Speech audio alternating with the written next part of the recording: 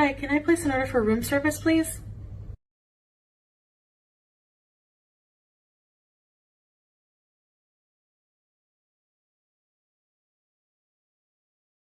Oh, hey, it's me, Amberlynn.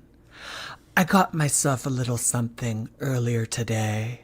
That's right.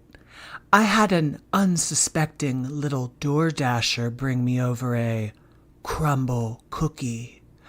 I was about to sit down and enjoy this little treat for myself, and then I got to thinking, Erica might like to, see what's in my pink box. Do you want to see what's in my pink box, Erica? Well, you might just get to. I know things have been rough lately with Brittany and you, so I just want to remind you what's waiting for you here in Oklahoma. I'll be honest, I can't stop thinking about those home wrecker burrito Snapchats you sent me last night. I'm thinking after this cookie, I'm gonna have to order one myself. Would you like that, baby? Yeah, I bet you would. You know the home wrecker burrito from Moe's comes with free guac, right? Well, baby, you come on down to Oklahoma and you can have me for free too. No Lego purchase necessary. I really hope that you're watching this video with your new Beats earphones in. We wouldn't want Brittany to get suspicious now, would we? Speaking of Brittany, when are you gonna dump that broad and come be with a real woman? You know I can give you everything you want and more. What can she give you? Therapy? Baby, I'm all the therapy that you need. After you get to Oklahoma, walk Twinkie, change the cat's litter box, unload the dishwasher, fold my laundry, and hose me down, I'm all yours. Can't wait to see ya. Um, Demonetized. Hey, what are you doing? How long ago was that? I'm just like looking through old videos, and that's like the first thing I see. Most of my old videos that I have saved on this hard drive it's Chantal. I know. Like the FBI, confiscates my computer one day. They're going through the hard drive. And it's just all like short clips of Chantal eating. um, hey, what up? So like, there's like big T. There's like a lot going on behind the scenes. We didn't go live yesterday, but we're gonna talk about it all today. Low-key kind of happy that we didn't go live yesterday because everything that like we would have gone over happened like after we would have been done streaming. So like, yeah, yesterday was like a good day to not stream. So like TLDR, like what's going on in the background right now is like basically Emily like got in trouble. Okay, so like there's two theories. I think that one is more likely than the other personally. There's two theories going on right now. Somebody like tried to get Emily in trouble at work, and like this isn't the first time that this has happened. Like people have been trying to get her in trouble at work for like literally since she began talking to Amberlynn. But somebody like, again, a rumor, somebody called, should I say somebody a fifth time? Somebody called like the board of nursing or something like that. Like I don't know if there's like a national board of nursing or something, but somebody called and was like, hey, like you need to like look into this girl because she's like bad news or whatever. I don't advocate and I don't condone people calling her work and being like, hey, like, you know, this, that, and the other thing. But what I will say is I'm not surprised. I'm not surprised that this has happened, because if you get yourself involved in a drama community and you know, have like the paper trail that she has. I mean, like, you know, it's like you're in a fucking like you're in that kind of profession, and then like you have accounts on like Phoebe, like, and your username is like Les Eat. It's like it's kind of hard to feel sorry for you. You know what I mean? It's hard to feel sorry for her. Is this a new job, the one she got fired from? Rachel, not the reaction channel. Megan's ex, Rachel, she told me that Emily like got fired or whatever like a while ago because of like attendance issues. That was like what the like that's like what the rumor around town was, that like there were like attendance issues. Now I don't know if that was true or not, but apparently it wasn't because of like anybody like calling in or like, you know, Amberlynn or whatever. It had something to do with attendance. I mean, did she have attendance issues because of Amberlynn? I don't know. But I don't know. I don't know if like she got a new job or whatever. She put herself in this corner. I mean, it's like you have all of this stuff. I don't understand why an adult, any professional, I don't understand why she in this position with the kind of job that she had would have those kind of accounts on those kind of websites that showed her face. You know, because like when we saw Les Eat on Phoebe or FetLife or whatever that was, like she used her face photo. It's like, girl, you can't be using your face photo for that kind of shit. I mean, so, I mean, like, you knew people were, I mean, maybe she didn't know. I mean, maybe she was just naive about it. But, like, she should have known that people were going to find that shit. I don't feel bad for Emily. I don't feel bad for her either, because I have been saying since this season began last July that she likes the mud. She likes the drama. And you know what, honey? When you get in the mud, sometimes you get dirty.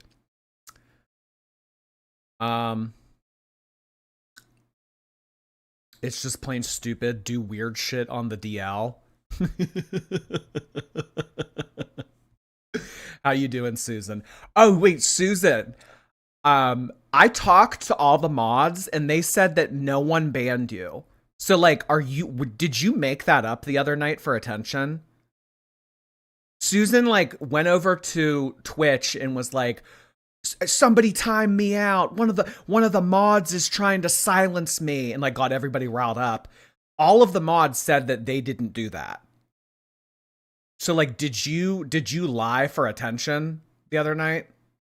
When was that? Wednesday? Did you like make that whole thing up for attention? If you did, like, that's kind of funny. Susan's a liar. Apparently Susan lied.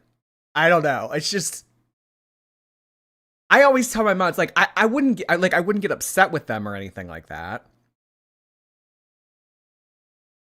It's just like, you know, if you did it, like, tell me, you know?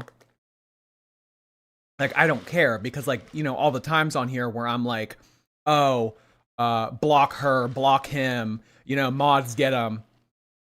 Oh my God, I was timed out. Okay, so like, this is the story that you're sticking to.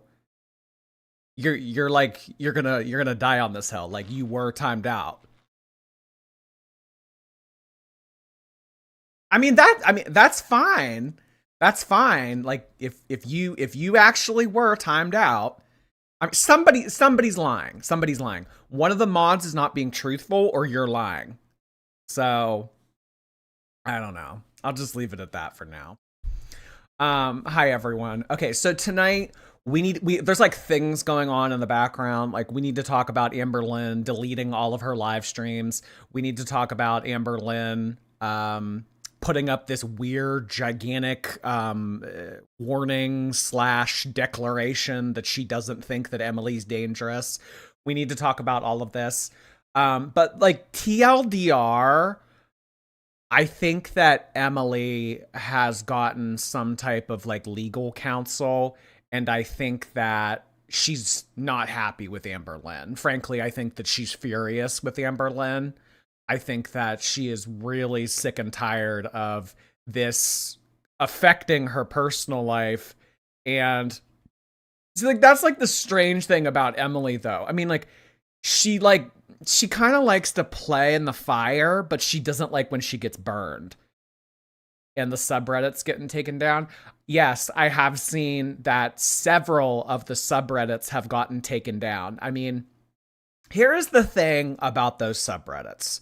So there were those subreddits, like they, off and on for years now, like originally when I came into the community, I think that the subreddit at the time this was like, well over 3 years ago at this point. It was like Amberlynn YT. And then there was a second one called Amberlynn Snark. And they had like a ton of people on them. And then they both got banned. And then like other ones have popped up since then. And then most recently, they have gotten taken down again. The reason why those continue to get taken down was because, this is to my understanding, correct me if I'm wrong, a long time ago on one of those subreddits, people put like doxing related information in one of them. And that's like a big no-no to Reddit. So Amberlynn, like her as an entity, her as a topic on Reddit, that's like not okay. Like you're not allowed to talk about her because of like something. So any new subreddit that gets created about her is considered ban evasion. That's why they continue to get taken down. So they will continue to get taken down.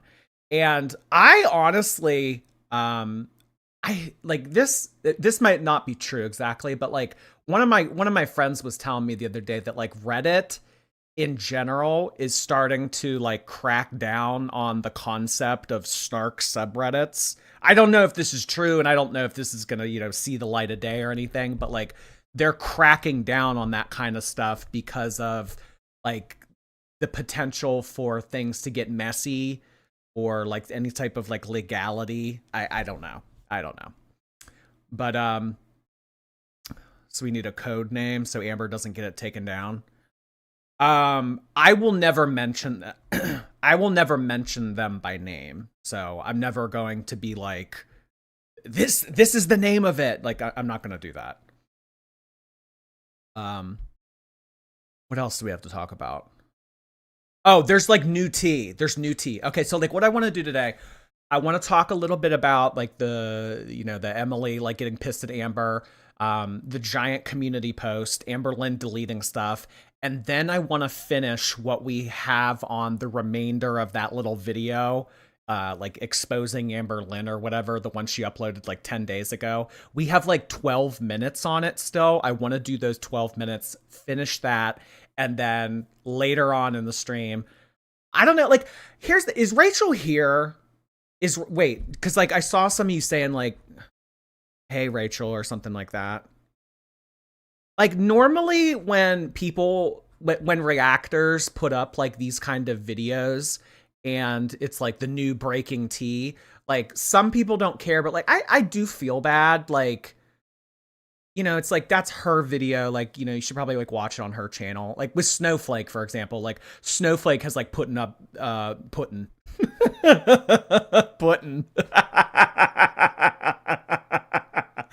Snowflake has put up videos in the past where it was like breaking news and like we wanted to react to it immediately. And I kind of felt bad because it's like I don't want to like draw views from them, So like I do feel bad, but like, it's like the tea, it's like everybody's talking about this right now. And also like not that like I'm like entitled to like stream the content, but like apparently from what's been going around the grapevine is that I'm heavily involved, that I get talked about.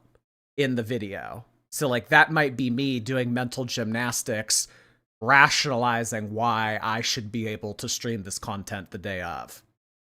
Let Rachel get her views. I think Rachel will get her views. Everyone who wants to see it has already seen it. All right, give me more like delusional mental gymnastics rationalization as to why I'm able to do it right now. Here, gas me up. The entire video is about you. You're the main character. Yeah.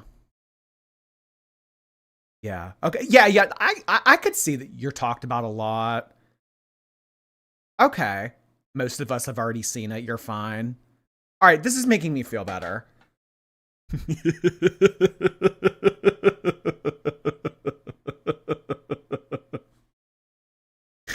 Oh my god.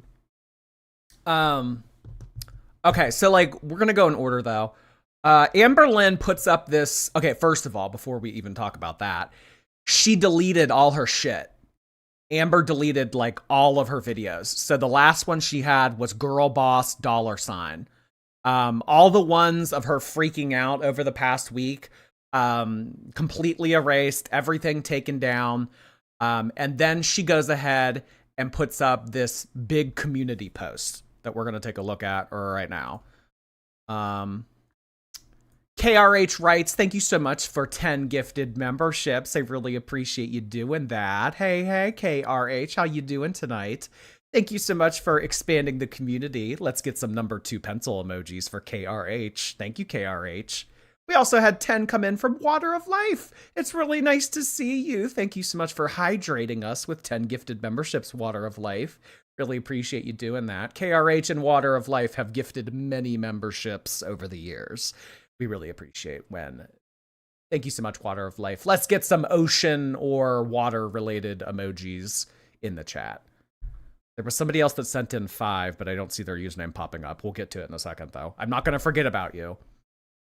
Okay, so Amberlynn puts up this big-ass thing and goes, I need to address something that has become a topic of conversation.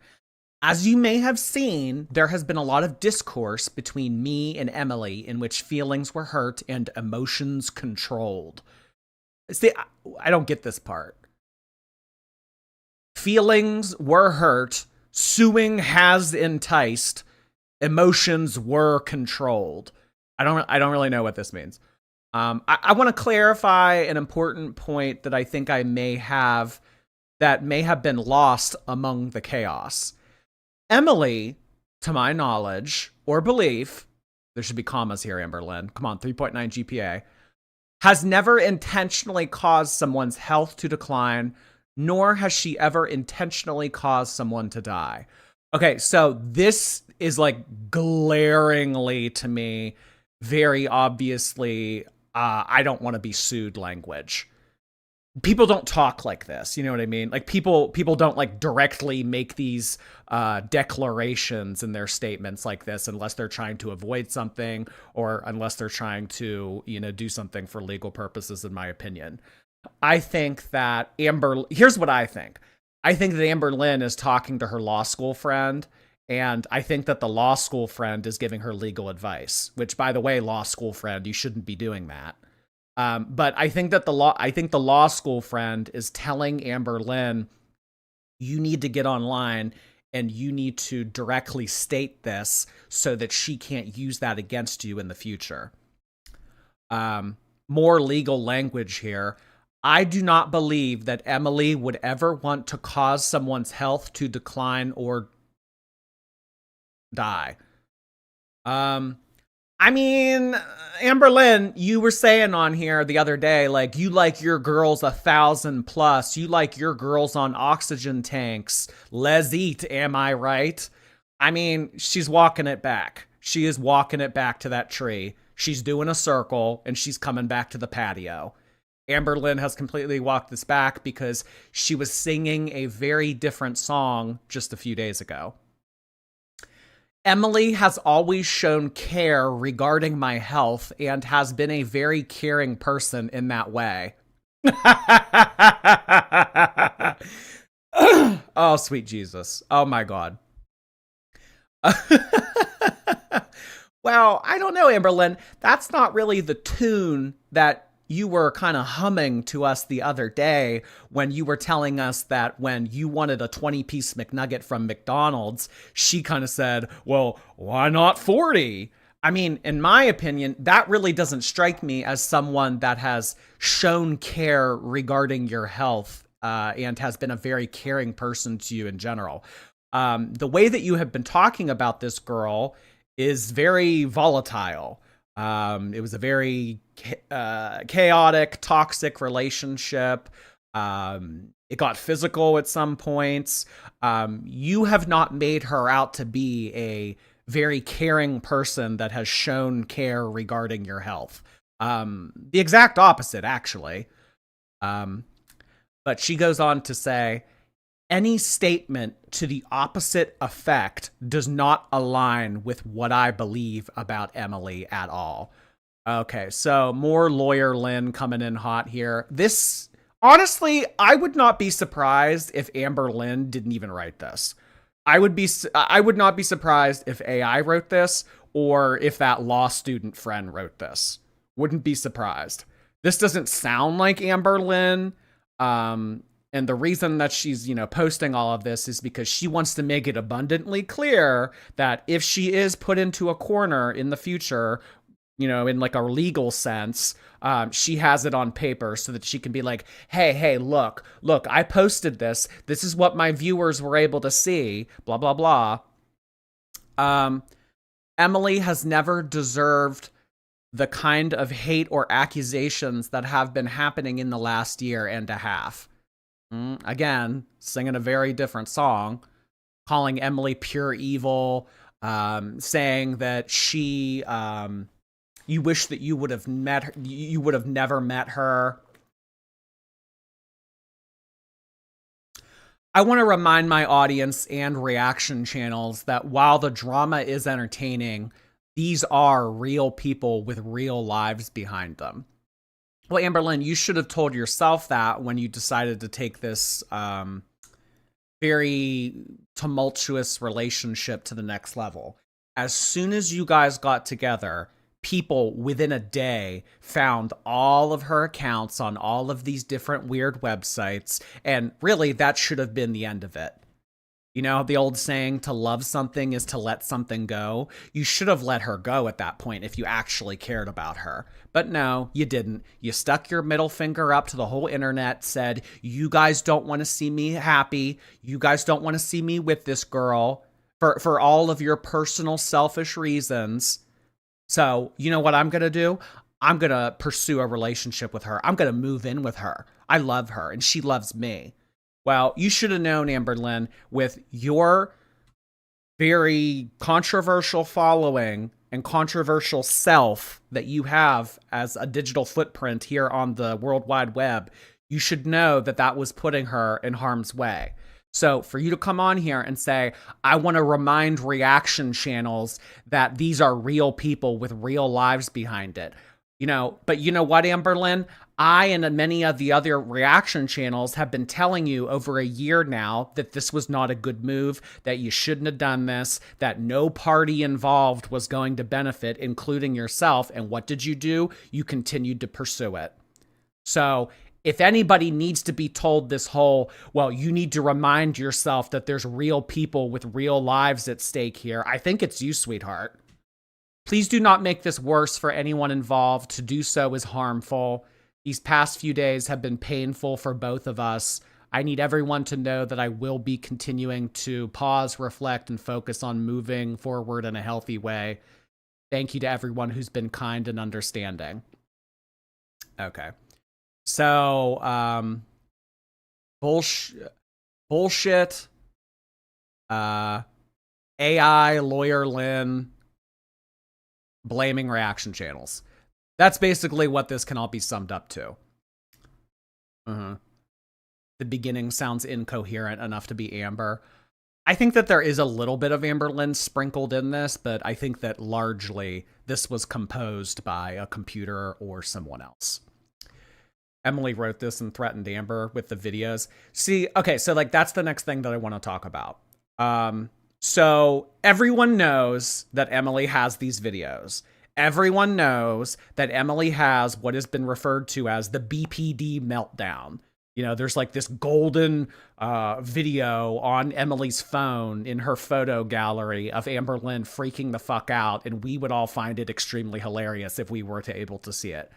Amber knows that she has it, and Emily has been kind of dangling it over Amberlynn's head, saying, hey, you better stay in line or else.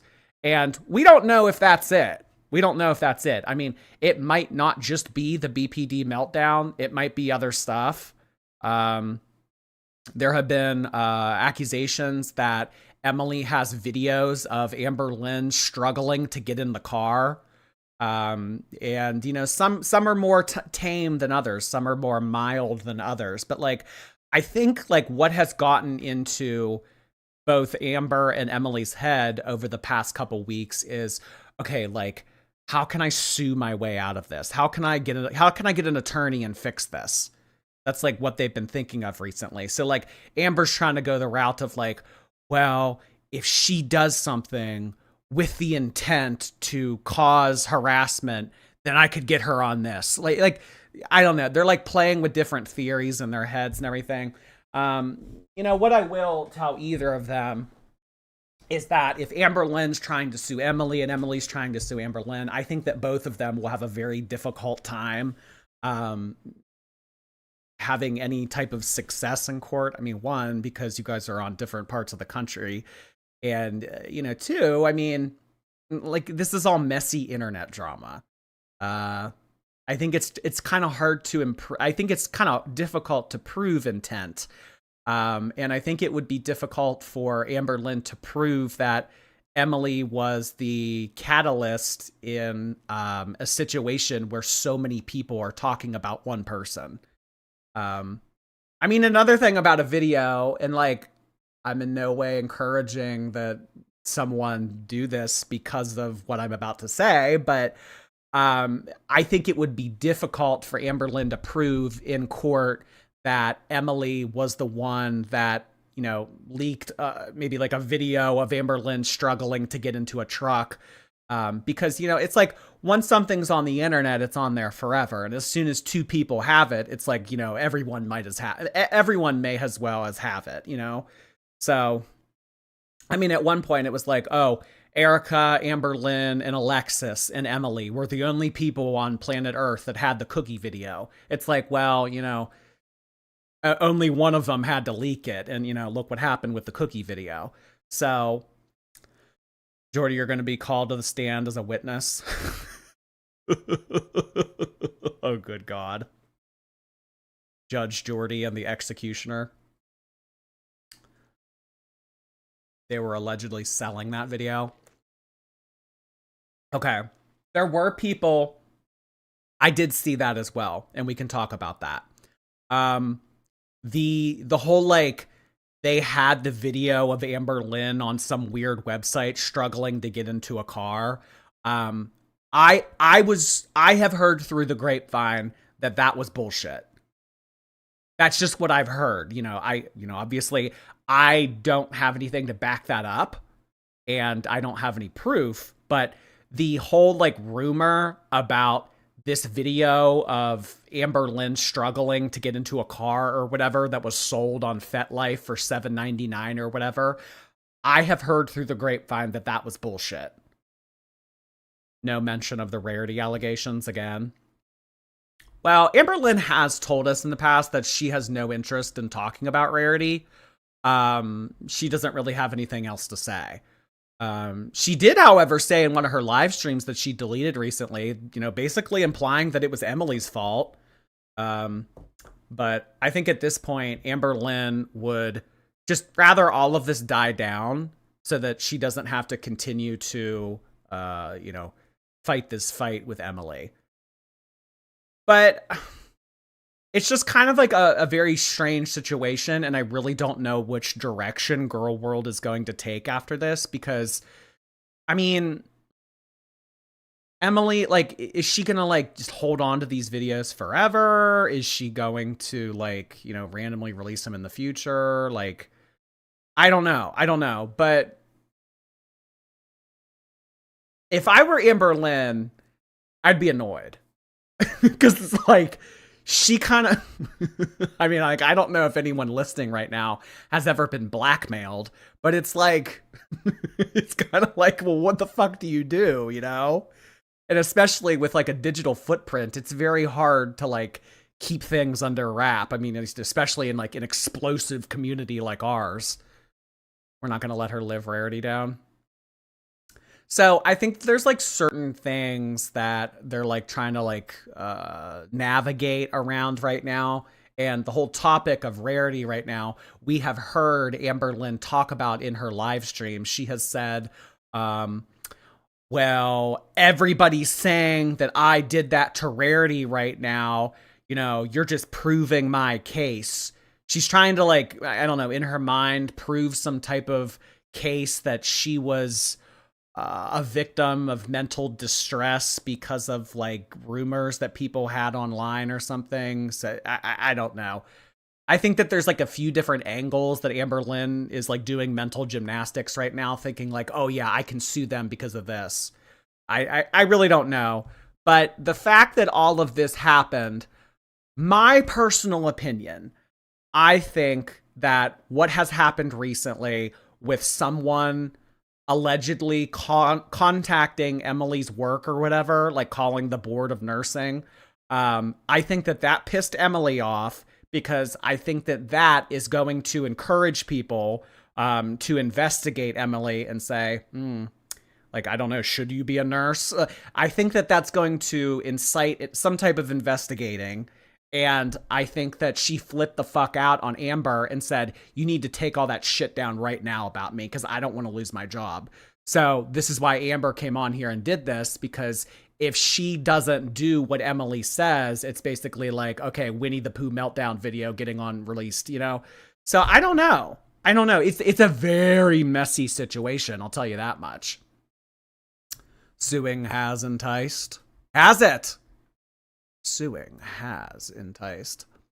Lily, thank you so much for those Twitch tips you sent while I wasn't streaming. I love your ability to stay calm, collected, level-headed, and objective behind all the sass and wit. Oh, well, thank you so much for the compliment, Lily. I appreciate that. I'm just doing, somebody has to be the Girl World reporter. Somebody on here has to, talk about this kind of stuff. Oh my gosh. Investigation will entice. Happy Friday. We've been fed. Who is our host? Thank you so much, Jordy fan. Tonight's host is Love. Love is from the Big Into Energy series. Love is, well, it's kind of hard to tell, but Love is like light pink / kind of red. So yeah, in true honor of the soft, gentle Love, we have Love as our co-host this evening.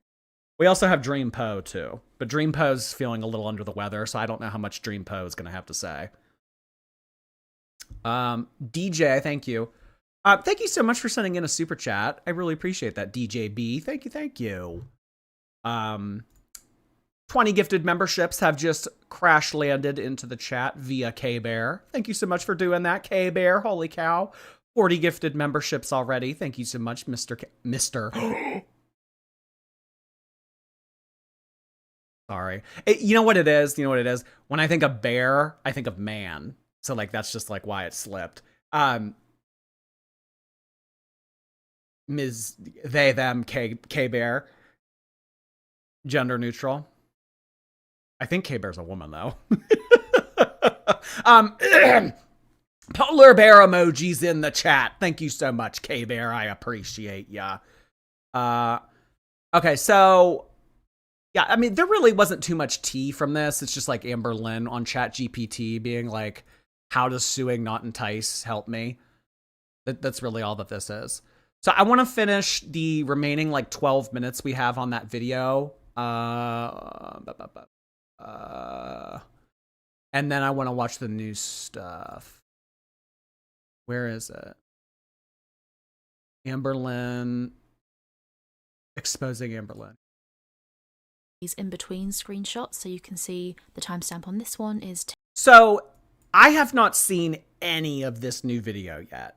The new video that just came out that like has everybody like talking. I haven't seen any of it. I heard that I'm brought up in it. I heard that they talk about Rarity. I heard that there's voice notes.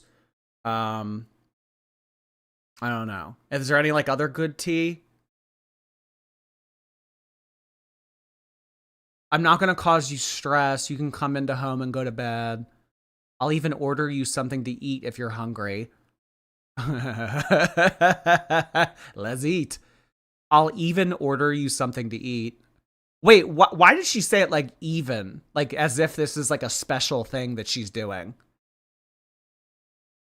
Yeah. You can come. You can come stay in your bed. Like, I'll go in the living room. I'll even order you something to eat. Like, as if this is like special treatment.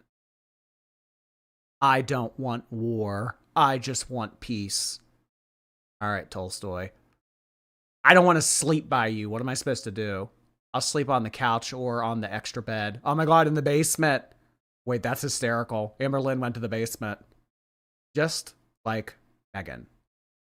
10:14, and it carries on directly from the first one that Mr. Snowflake got, which is number 24. And it's quite interesting actually, because you can see that these messages about Rarity, they were first sent at 10:06. Amber says, "So am I leaving?" And then if you go to screenshot 24.1, you can see that Emily doesn't reply until 10:14. They were sent in an 8-minute gap where Emily's not replying. Now 8 minutes might sound like nothing, but I know in the mind of Amberlynn Reid that when she's desperately trying to cling to this person and is so insistent on finding out if she's staying or if she's going, I bet those 8 minutes. Should I stay or should I go? Da, da, da, da. Isn't that a song? Should I stay or should I go now? I remember I would always play that on Rock Band or Guitar Hero. Mad Mads, you were the person that sent in 5 gifted memberships. Thank you so much, Mad Mads. Holy cow, we're up to 45 gifted memberships tonight. Thank you so much. Black cat emojis, please. Also, I'm like 9 followers away from 10K on Twitter. Can you guys go follow me? Thanks.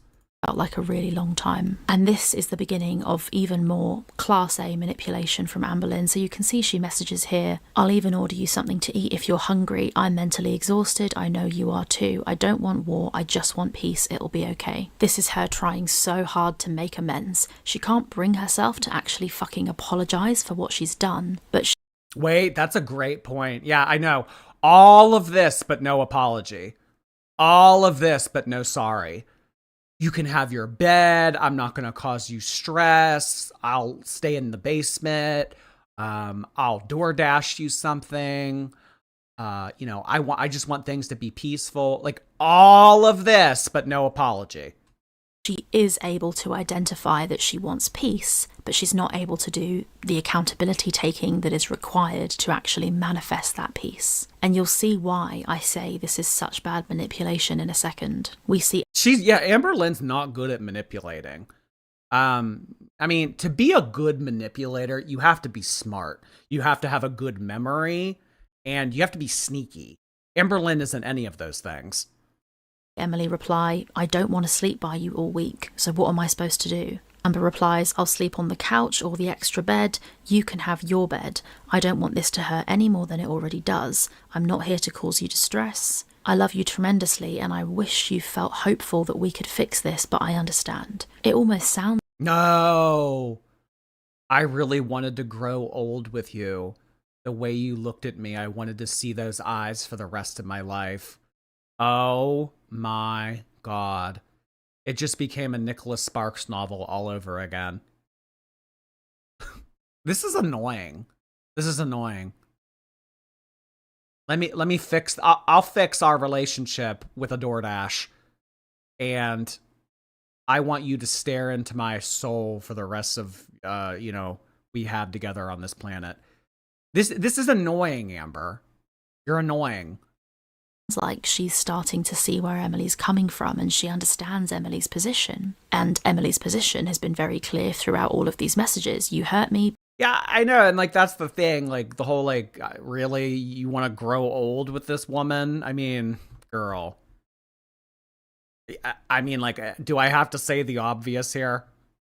Please take accountability, please admit it. Amber has shown throughout these messages that she absolutely does not understand Emily's position. And then some more messages, which again I feel is manipulation. Amber says, I really wanted to grow old with you. The way you looked at me, I wanted to see those eyes for the rest of my life. She's trying really hard to make Emily feel the emotions. She's trying to pull at the heartstrings. She's trying to trigger happy memories for Emily. She's trying to get Emily on her page. And it's not fucking working. Emily says, you don't love me, Amberlynn. This is a very interesting message from Emily. I don't really know how to take it, but I think it does show that whatever Amber is trying to do is not working. But Amber keeps trying. She says, I love you so much that I feel sick to my stomach right now.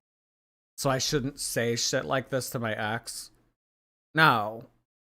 No, this is annoying. You want to know the best way to get someone to like you? You want like tea? Do you guys want like a life hack? It's not pursuing someone. It's not chasing someone. Because most people, they don't want to be chased or pursued in like a way that feels suffocating. The best way to attract someone is to just work on yourself, be the best version of yourself, and that will attract people naturally because you'll become hotter, you'll have more confidence, and then people will want to chase you. And then when people chase you, you know, you can have your pick of everything and be like, I don't want you. Oh, okay, yeah, you're hot. Like, you know, like Amberlynn, not having worked on herself at all her entire life, chasing someone, that's not attractive to anybody. I wonder if that sickness that she alleges she's feeling to her stomach is not actually love for Emily. I wonder if that sickness that she seems to be feeling in her stomach is actually the sting of rejection. And we all know how Amber handles rejection not well. Someone with BPD, like, we have a fear of rejection, hardcore. And when people don't believe me, when it's something like serious that I've talked about, Emily. It's not much of a fun chase with Amberlynn. Well, I know when she chases you, she falls on top of you, and then look what happens. Literally faked nail marks. Sure, Jan. For me, it feels like rejection. She keeps trying what I wish we were doing, in bed, laughing, eating dinner, feeling happy and at. Oh my God. I want to grow old with you. I love you. I want to look into your eyes forever. I wish that we were eating dinner in bed together. Ew. Watching a show, you have no idea how much I miss you and regret everything. This. Yeah, letting your cat out to trap them.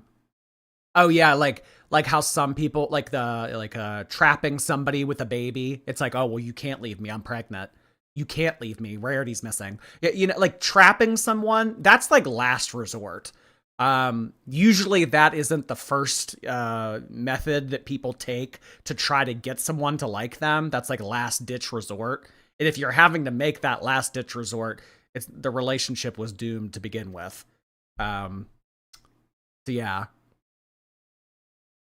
It's so cringe. It's very cringe. It's very cringe. Message saying that she regrets everything again is so telling because she doesn't fucking admit what she regrets. She's all willing to say she regrets everything, but she hasn't at any point during this conversation specified what it is exactly that she regrets. And then she says, can I prove to you that I love you? Let me prove it to you. No. Can I have another chance? No. Try asking again later. Can I have something to eat? Come home, go upstairs, I'll give you a melatonin, I'll fix the bed, I'll tuck you in, I'll kiss your forehead goodnight, I'll turn the lights off, and I'll let you sleep alone so you can get a restful night's sleep. I want to love you, I can't help it. What she doesn't realise is that this line here where she says, I'll turn the lights off, I'll let you sleep alone so you can get a restful night's sleep. What she's actually done there is admitted that in order to have a restful night's sleep, Emily would need Amber to not be there, which corroborates exactly exactly with what Emily claimed in her interview with Snowflake. When she spoke to Snowflake, she claimed that Amber would keep her up all night, and you're about to see that she claims that again in a second. And then Emily replies, if you didn't hurt me on purpose, why would you regret it? Get real. I regret anything I've done that has hurt you. Takes no accountability. Anything I've... Wait, do you guys want to see my keyboard so you can flip the video around and like try to figure out what I was typing? Joke's on you. I was just pressing random buttons.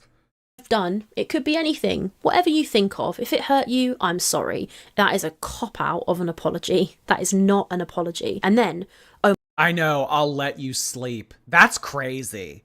That's crazy. Okay, well, what do you bring to the relationship? Well, sometimes I agree to not be annoying so that my partner can get sleep.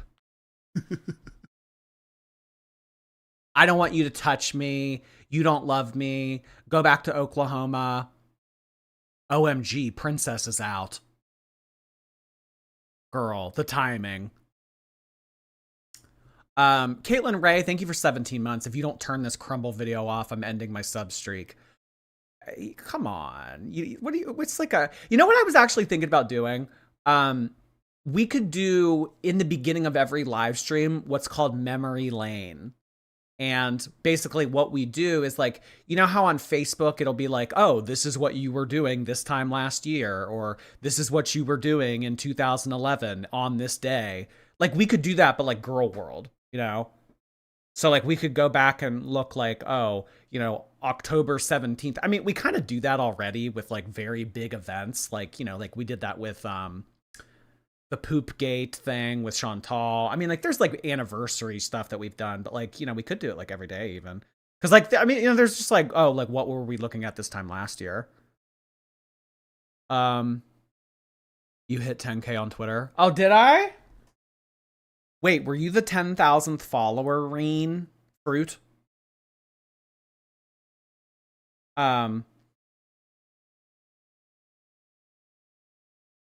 Yay, 10,000! Thank you guys.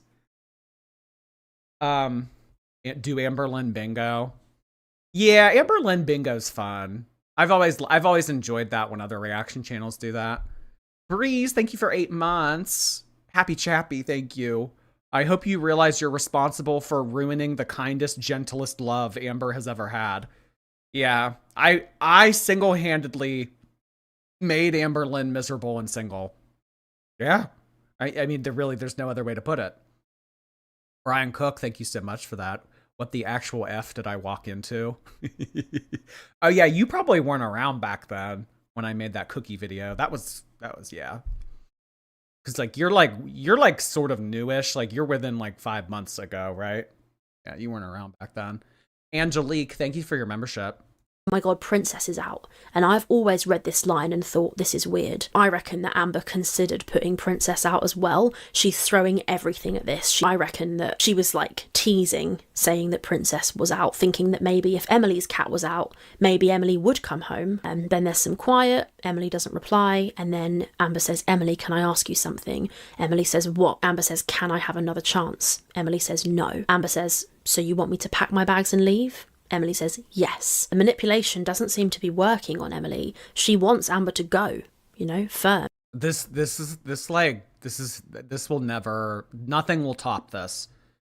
I mean, and come on, who would want to top Amberlynn? But like, nothing will top this. Can I have another chance? No. Like, iconic. Yes. And it's absolutely no surprise that Emily wanted Amber out. Look at these messages, which come at some point after the ones I've shown. I know there's a little gap and I don't know exactly how much time passes, but boy do these messages make Amber look... You didn't even apologize, by the way. Here, look at this old message. Look, I apologized. This is insane. This is crazy. This is a conversation happening between two people in their 30s. look like anything but a perfect house guest. I'll pop them on the screen here and just highlight a few points. In this first one, you can see that although in the previous few screenshots, Amber is being all sweet and loving to Emily and trying to get her to let her stay and make Emily forgive her, all it takes is for Emily to tell Amber once again what she did to her, and Amber does a total 180. This is why I said it was manipulative when Amber was being all sweet just a few messages earlier, because despite apologising, although it isn't clear what Amber is apologising for, all it takes is for Emily to mention Amber's behaviour again, behaviour which Amber has admitted to, by the way, although not on purpose. That is all it takes for Amber to switch back. In this screenshot here, you can see Amber say, "Yeah, this conversation is not going how I wanted it to go at all. Forget it. Take me home. I'm done." She had an agenda. The only reason she was apologising was because she wanted something from this conversation. And that makes perfect sense because as we've seen this entire video, all of her apologies are vague and fake and they're empty. They don't say what she's actually sorry for. Her apologies are empty and manipulative, and when they don't achieve their end, she just kicks off again. Yeah, I know. Jordy fake typing to look busy.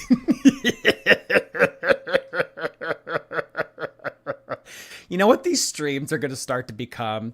You know how like when teachers would have a lazy day and they just kind of like put on a movie for the class to watch so they can do other shit?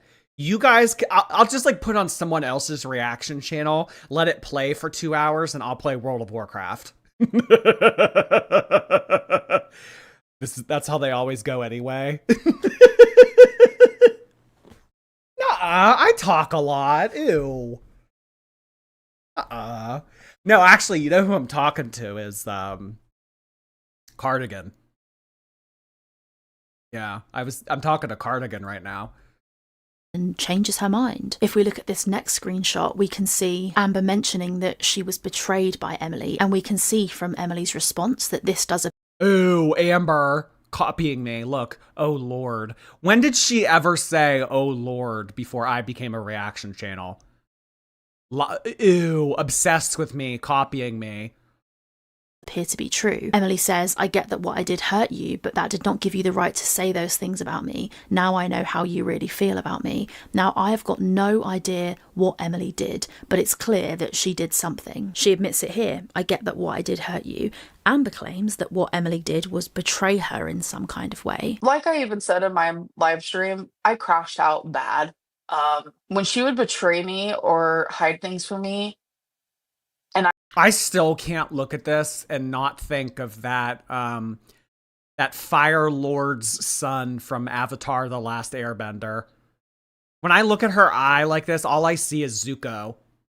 I would find out, she would stonewall me so hard, which then would trigger me even harder. Amber says that it was something to do with seeing women on Tumblr. I think it's the cheating related scandal. I get that what I did hurt you, but that doesn't give you the right to say those things to me. Well, apparently they both cheated on each other.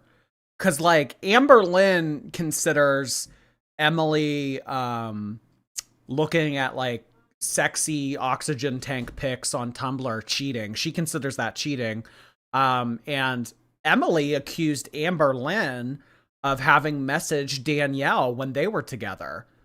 So, yeah. Snowflake's here? No, he isn't. I would have seen his name pop up. What? Who? No, he isn't. Snowfake. Oh! Mr. Snowfake. Well, he has over 100,000 subscribers, so he'll have a check mark next to his name. And also, he's a mod on here, so just look for the wrench. Jordy's Endless Slushy, thanks. Just wanted to say I've been going through a lot these past months. Watching your streams is the only thing that makes me smile. I am so glad that my streams are able to be some type of respite for all of you, because I know that, not to like get too deep or like not to get too like, you know, sentimental or whatever, but like I know that like the world we live in right now is interesting. So I'm glad that like we can just all like turn our brains off and just like have fun. So I'm glad to hear that, Jordy's Endless Slushy. Thank you. The slushy machine's been broken the past few days, though. I've been pissed. I've had to resort to drinking strawberry water from Starbucks. Which, like, It's not the worst, but like, you know, I want my slushie. Furious George, thank you. I have roller derby tonight. Can you give me a Rocky, Rocky, Rocky? You're welcome for the money. Rocky, Rocky, Rocky. Is that like boxing movie? Rocky, Rocky, Rocky. I hope you win roller derby. Brian Cook, thank you. Why does he look like Lord? Who? Oh, me with that wig? Yeah, I know. That wig, oh my god. And that makes sense because Amber says underneath this, "Oh Lord, now I know how you really feel about me. You don't care or love me enough to stay loyal, and you have wandering eyes and you lie." So clearly, it seems that what Amber said about Emily betraying her in some way is absolutely true, and I would be very curious to know what this betrayal. You don't care or love me enough to stay loyal. Well, that's a thing that like we heard about during Emily's season with Megan. Is that she was always talking to multiple girls. And Amberlynn also told us that like the night that Emily flew in, remember the night that she rented the Jeep and they went to Cheesecake Factory? She caught Emily messaging somebody. Like they hadn't even met face to face yet and she was already, quote, cheating. Now, I mean, if you consider, you know, somebody like messaging somebody or like looking at corn on Tumblr cheating, I mean, you know, it's defined many different ways, but Amberlynn seems to have a very strict interpretation of what monogamy is. Was. That actually is one thing that does align with Amber's life. Amber claims that her behaviour was because of some kind of betrayal from Emily. Now, blaming her bad behaviour on this isn't fair, but it does seem that there was some kind of betrayal from Emily. And then when we flick over to screenshot number 29, and this is the last one, this is really, really bad. It's clear, as we've established, that Emily has done something, and Amber says in these messages, "We were so happy, Emily, you have no excuse at all. It doesn't matter how I handled my pain, you created it." And Emily says it does matter, actually. Now, this is very... You know, it would have been hysterical for Amberlynn to do here, like totally a missed opportunity. After like this gigantic fight, like yelling at each other for the past few hours, if she just would have responded to this with the correct wording of "your." Very reminiscent of clips from Amber's live where she says the famous line, "My pain turned me into a monster because of what you did." And again, it's very clear that Emily has done something, and it's hard to... It doesn't matter how I handled my pain. Yes, it does. This is crazy. This is a crazy level of thinking. Oh, it doesn't matter how I react. It matters how you act. No. In life, if someone does something to you that they shouldn't have, that doesn't give you the Willy Wonka golden chocolate factory ticket to go do whatever you want. You don't just get to fly off the handle just because someone did something bad to you. It doesn't matter what I did. It does.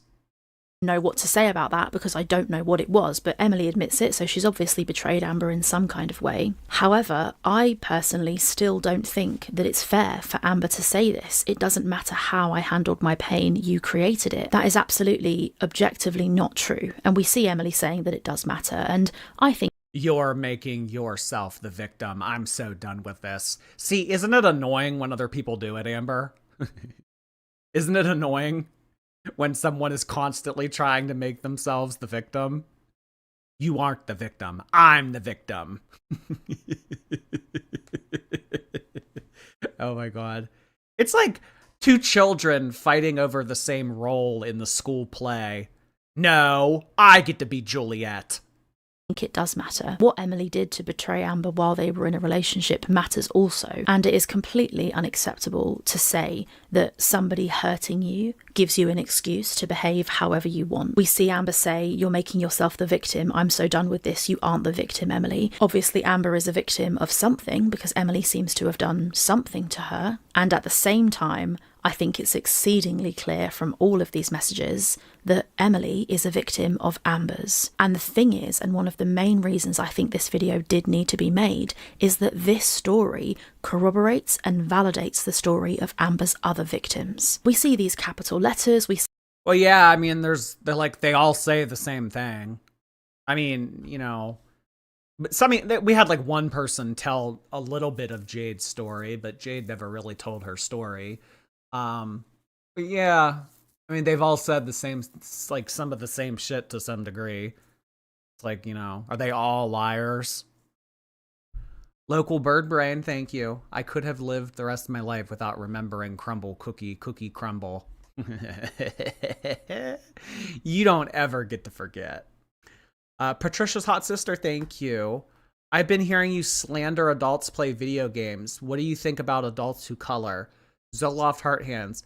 Coloring is actually very therapeutic. Coloring is suggested in a lot of therapeutic settings. I'm all for coloring. Video games, however, grow up. Janice, thank you. It's my birthday. Here's money. Thank you, Jay Denise. Happy birthday. Baby girl, hi. I'm a new reaction channel and I'm dying at your crumble video. You inspired me. Oh boy. Well, have fun with it, baby girl. Thank you. Mur the Hobbit, thank you for 3 months.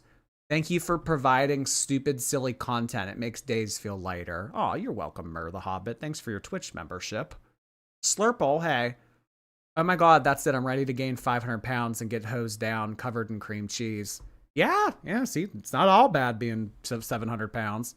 See this kicking off. Amber thinks that her behaviour is justifiable, and it's fucking not. And we can see, just from... Yeah, this is crazy. It doesn't matter how I handled my pain. It doesn't matter how I reacted. You gave me the green light to do whatever I wanted the moment that you did this. That is a wild way to think about life. How Amber reacts here, even more so why Emily was so desperate to get this fully grown, abusive fucking toddler out of her house. All of the manipulation that we've seen in these messages is Amber trying to gaslight Emily and trying to get Emily to believe that she wasn't harmed by Amber when she was, and trying desperately to get Emily to let Amber stay in her house despite Emily clearly wanting Amber to leave. But we know that following this... Okay, are there any more screenshots after this? Or are these just like closing thoughts? Oh, there are screenshots still. Okay. Damn, she goes to like the very last second. Faking the nail marks when she didn't. There's one final addition here. It's this screenshot here, which is from the 21st of Feb 2025. Now, when I first... Oh my god, it's like that Taylor Swift song. This is the last time I'm calling you out. Put my name on the top of your list. What? That song? It's an older one. It's like it's an older one. It's good though. Anyway, this is the last time I'm allowing you to betray me. If you don't call me, everything will be revealed. Everything. What will be revealed? Wait, that's hysterical. That is hysterical. So Amberlynn is no stranger to threatening people. I mean, I don't know. Is it kind of funny right now that Amberlynn is being threatened / blackmailed, whatever you want to call it? I mean, she's very quick to be like, well, I'll do this to you if you don't do this for me. I mean, it's not so fun when someone else is saying, well, I'm going to release your Winnie the Pooh meltdown if you don't do, like, all will be revealed. I need an explanation on why do you do this to me on this absolute betrayal. I knew you were lying to me from the beginning, but what you just did confirmed it for me. See, that's crazy, Amberlynn. Why would you continue and pursue a relationship with someone that you know is lying to you, that you know only likes you because you're like 7,000 lbs, like, why would you want to get in a relationship like that? I knew that you were lying to me from the very beginning, but I, went on with it anyway. Because you don't think that you could get anybody else? Is that why? Like, why? Ew. I mean, like, I just feel like I wouldn't even want a relationship if I was in that situation. If I felt like I couldn't attract anybody and that I had to resort to anybody that would take me, I don't know. I just like wouldn't want anybody at all then. I don't get that. So you knowingly stayed in this relationship knowing that she was like pulling tricks on you. I'm about to go live and freak out. Oh my God, that would have been hysterical. Oh, this was in February. Okay. This was in February. If you don't call me the second you wake up, I'm literally going to ruin your life, just like you ruined mine. Wow. I'm going to go live and ruin your life. See, and this just goes to show that Amberlynn is the type of person that if she has like a little bit of ammunition or if she has anything, she's not the type of person to sit back, think like, is this a smart idea to do this? Should I do this? What could be the ramifications or the consequences of me performing this action? Should I think about this? Like, what is the long-term impact of me doing something like this? You know, she doesn't think. Like, as soon as she gets anything, it's like, oh, immediately she goes to hit below the belt. KRH, thank you. Jail for that opening. Prison, honey. Thank you, KRH. Pumpkin spice buzzball allegation, hey. I'm crying at the club, fighting fuckboys. Love from me and the boyfriend, though. Why are you fighting fuckboys if you're with your boyfriend? Oh, or like people trying to like get with you and your boyfriend's like, oh, like, you know, like step off, bro. Oh, yeah. Yeah, I forget that like straight guys are like very territorial. I forget that. Oh, so he's like fighting fuckboys for you? Oh, that's romantic. Maybe that's not what's happening at all. Enjoy your night. Squirreliosis, hi. Here's your tax pale king. Or Labubu's spaghetti or whatever. I haven't had spaghetti since that time that I got Olive Garden takeout and ate it on here. Jordy doesn't read chat. Yes, I do, City. Seriously, keep saying more lies about me. Sophie, thank you so much for 8 months. Have a great day. Thank you, Sophie. You too. Rainy Kanan, thank you. Jordy, you are an artiste. Thank you so much. An artiste. Eric, hey, here's the tip for that grade A performance. Oh, thank you, Eric. I appreciate that. See, not everybody, you know, has to have ones thrown at them. They can do it in the form of a super chat. Deborah Boydston, thank you for your membership. Rem Martin, thank you for your super sticker.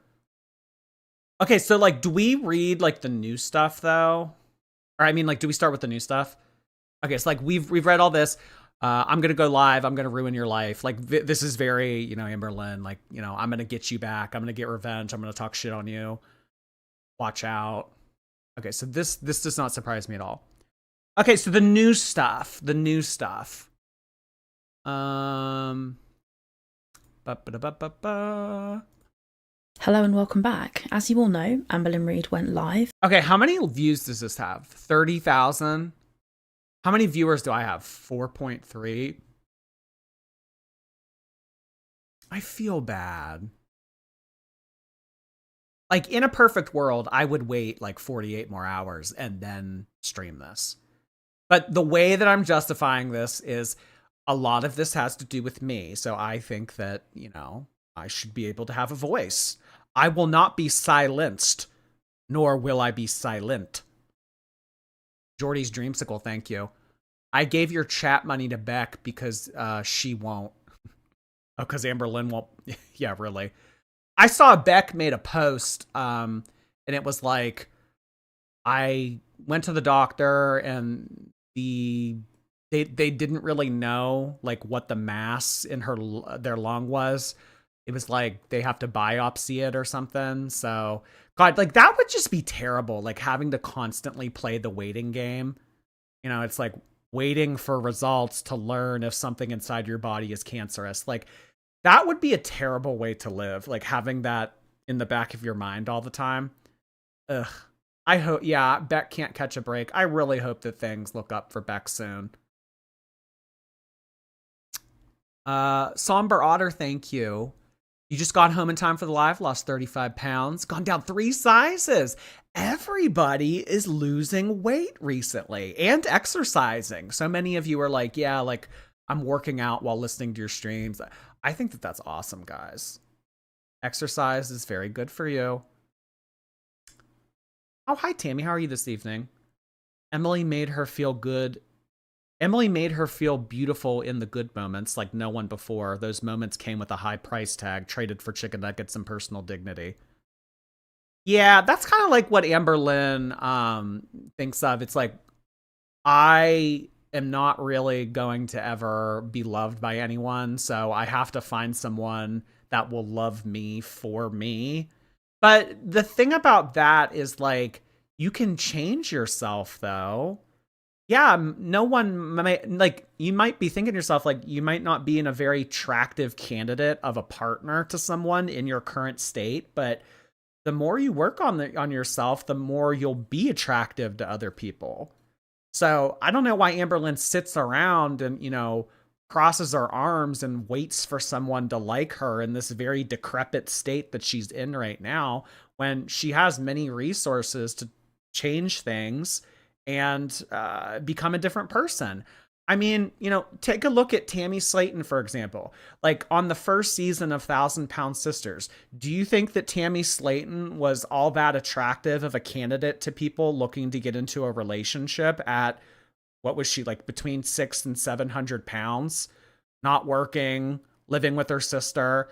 But I mean, look at Tammy now. Tammy is like, you know, below 200 pounds now. I mean, you know, that opens up a lot more opportunities in life. And, you know, I mean, this is my like whole spiel right here is going off of the basis of, like, if you're trying to find a relationship. I mean, you know, this doesn't matter to everybody, but clearly a relationship is paramount to Amberlynn.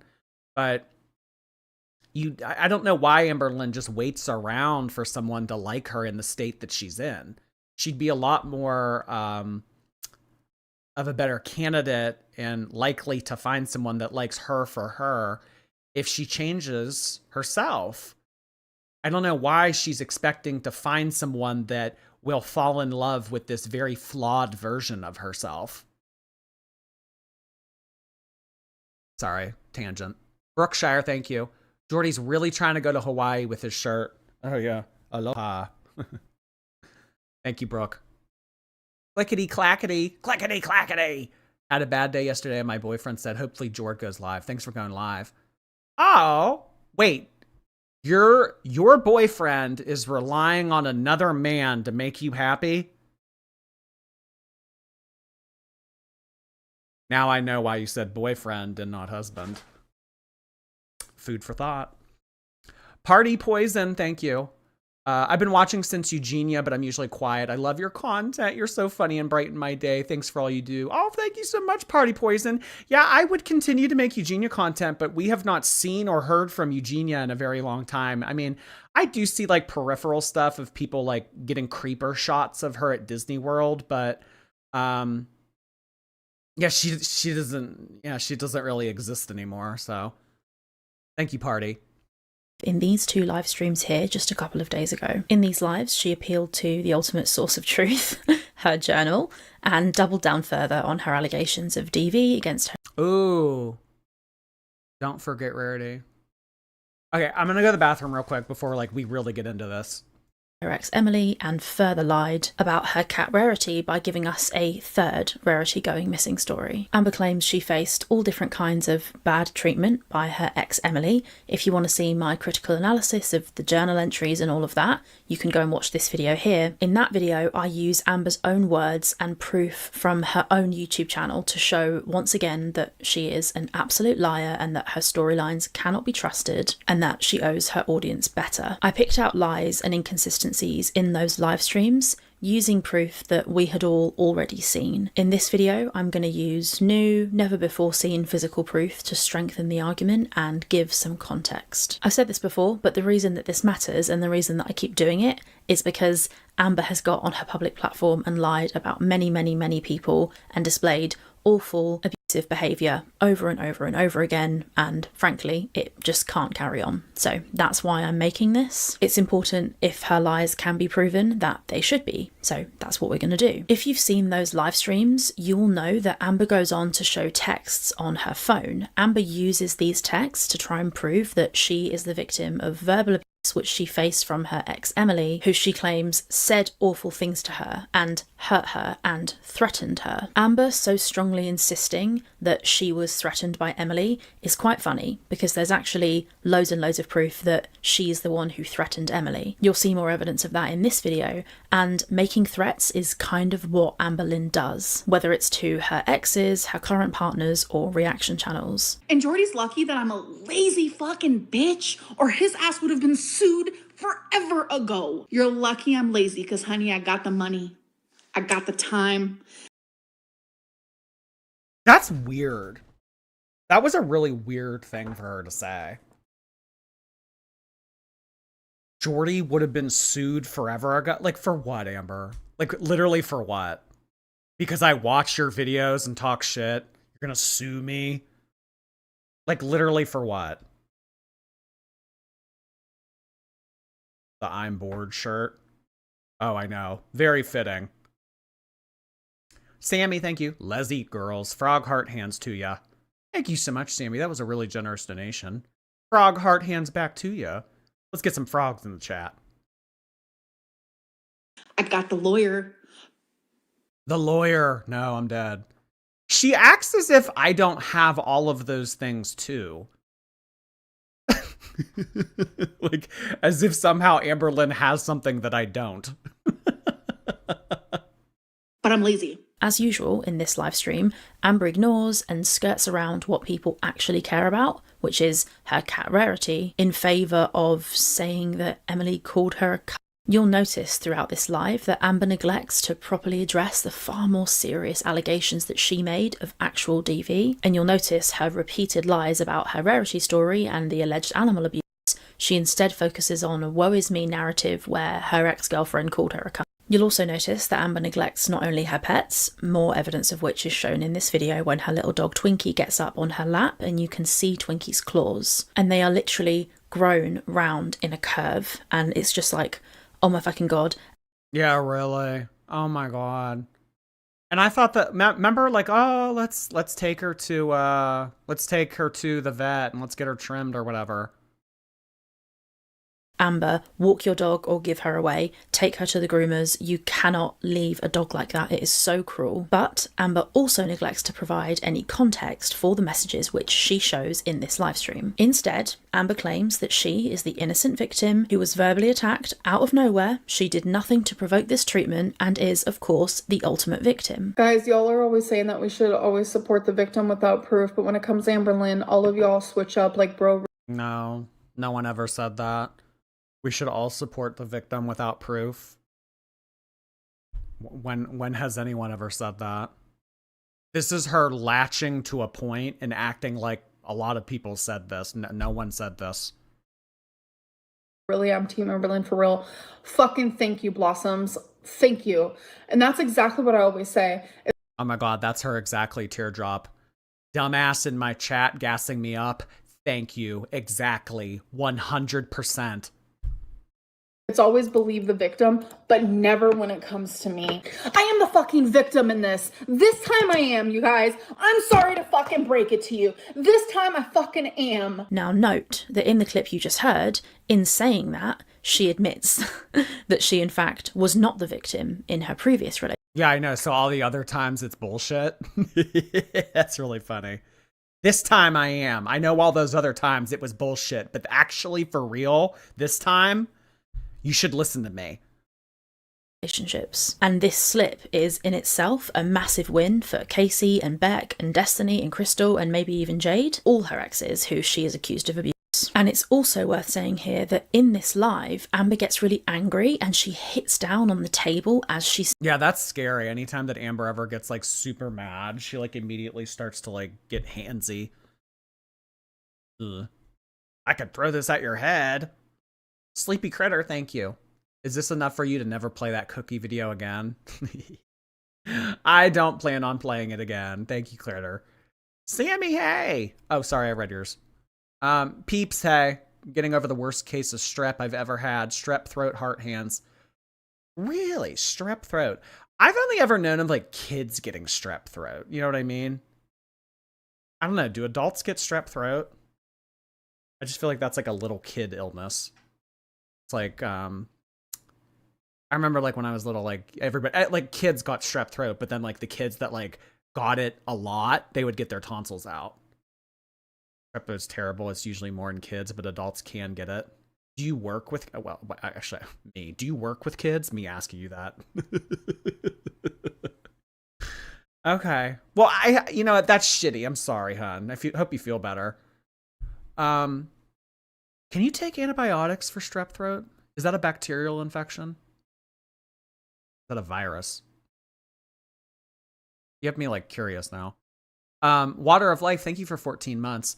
How does it feel to know that these two fought over for you, Jordy? I think that they want to, I think that Emily likes to fight, and this has always been a game for Emily. So I think that if it weren't me, there would have been something else to fight about. This just gave her a reason to fight with Amberlynn, because Amberlynn has told us like, oh, Emily would see something that a reaction channel would say, and then she would take it out on me. It's like, well, I think that I think that she just liked to, I think that she liked fighting just to fight. Bacterial. Oh, so you can take antibiotics for it. Somber, thank you. My tuxedo cat Fiji says hi. Oh, hi Fiji. That's such a cute name for a cat. I love that. Thank you, Somber. Lathonda, hi. Did you see that Cece Suarez published a YouTube documentary on Ethan Morris, the ginger Disney guy? She does amazing work. No. Oh my God, I have to watch that. He made another video crying. It was like 2 nights ago. He got on live stream while he was at Disney, and he was crying. And there was this picture that someone took of him at Epcot where he took his shoes off, and people are like, ew, that's disgusting. Why would you ever take your shoes off on a ride?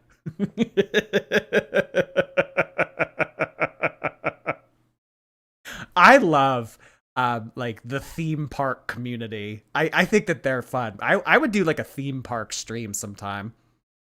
Rebecca, thank you so much for 4 months.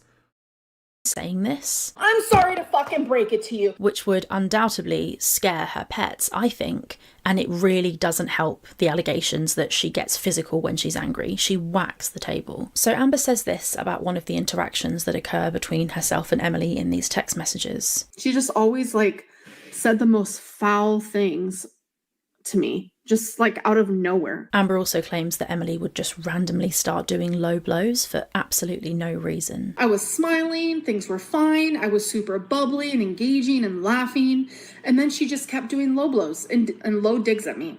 I let it go at first, the first couple of times, but then it just bothered me. Oh, she randomly got rude out of nowhere, so obviously I started crying because it's like everything is just like built up. And then she started doing low blows.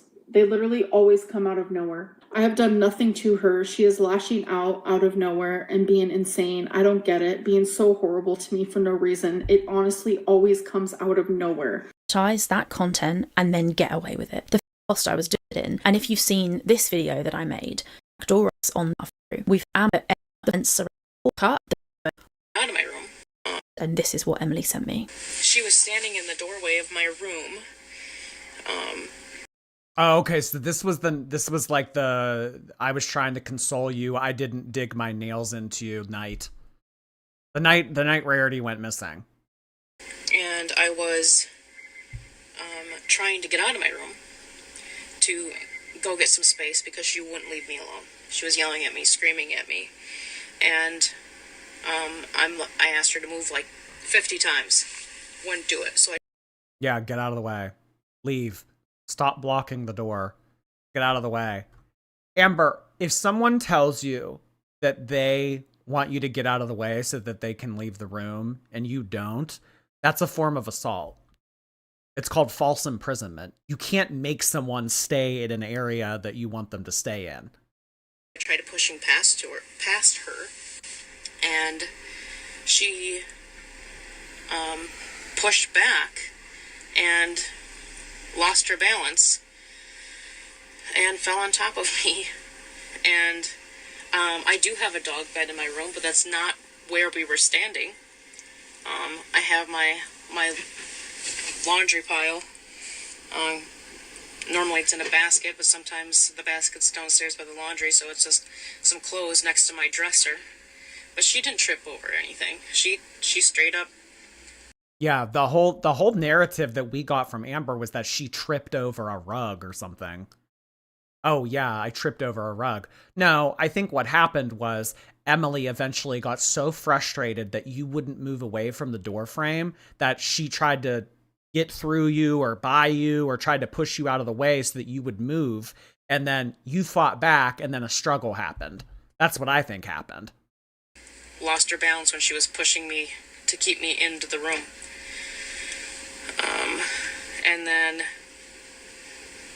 I was like, my adrenaline was just rushing at that point. I was like freaking out. Well, yeah, I mean, not to like defend Emily or anything, but like, because this has already happened to Emily with Megan, when Emily was basically forced into a garage and made to stay there because Megan had a weapon and was basically like, don't go anywhere or else. If I was being falsely imprisoned again like this, I would probably have adrenaline too. And then I got up and I was like freaking out, and she came over and she was trying to say, first she said she was so sorry, and then I said I need to leave, and she... See, and I don't like that either. I don't like when people fuck up and then they immediately apologize. That's like a pet peeve of mine. I really hate that. She told you 50 times to get out of the way. You ignored all 50 times. And then you guys had a struggle, and then you had to fight, dig your nails in her arm. And then you say sorry? No. You have no self-control. She grabbed my arm, and she was like, no, you're not, and like squeezed the shit out of it with her nails. And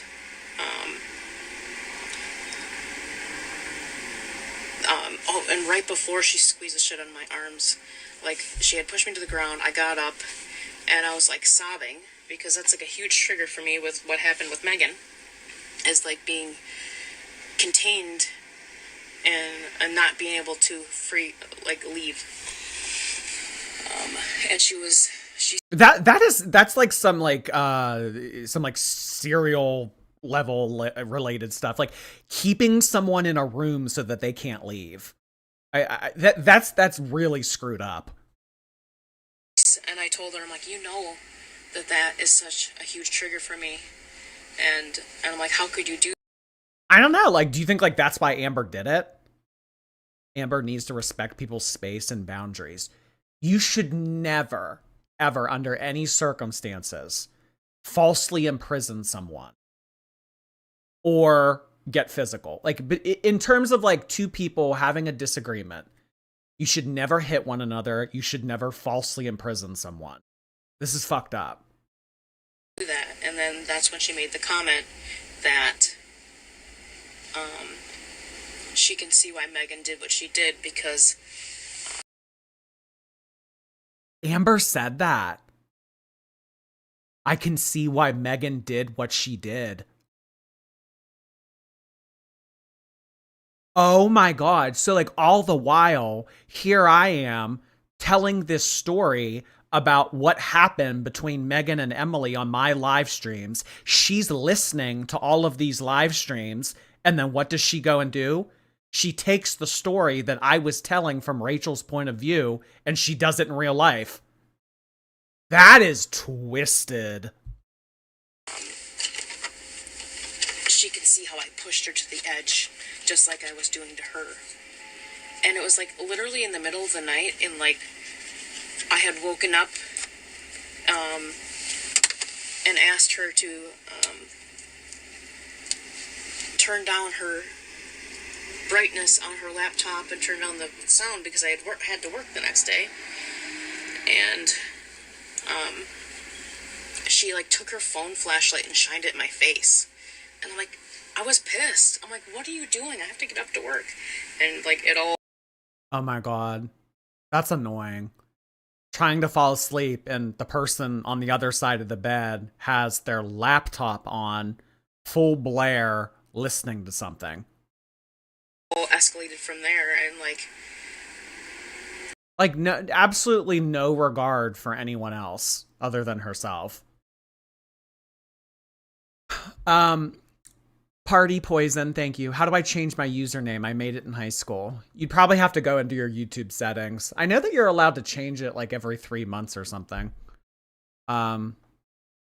Fruit, hey, just got off a 10-hour shift, got my food and ready to go. Oh, hey, enjoy your meal, hun. Thank you so much for being my 10,000th Twitter follower. Iced chai latte, hey, I'm an RN, we don't claim her. Gay frog, hey, Fertile Friday, vapes up. Yeah. Sala needs someone who's fertile. Sydney, hey. In Jamaica at an all-inclusive. So glad you went live. Rotund girl drama plus Fed Bundy. Oh my goodness. Have a nice time on your vacation, Sydney. Thanks so much for checking in. Ram, hey, doing a 100K triathlon. Your stream's the best and currently saving me from suffering the bike portion. Stay awesome. What I feel like the hardest part of a triathlon would be the swimming, wouldn't it be? It's like running, like eventually you like hit that runner's high, right? And then biking, it's like, you know, there's a lot of instances where you don't have to pedal and you can just kind of like sit there. I don't know. I feel like with swimming's the hardest. Suffering with the bike portion. Well, good luck to you. I could never. Really very annoying. Nice to see you. It's been a while. Thanks for 20 months. Danielle was 19 after Amber had already talked her. No. No, I think that you're confusing something. Danielle's married. Danielle's older. I think that the younger person that you're thinking of is Abby. And I don't know if she was ever that young when Amberlynn met her. Booby, hi. Seriously, we are getting fed. We are. All you can eat buffet, baby.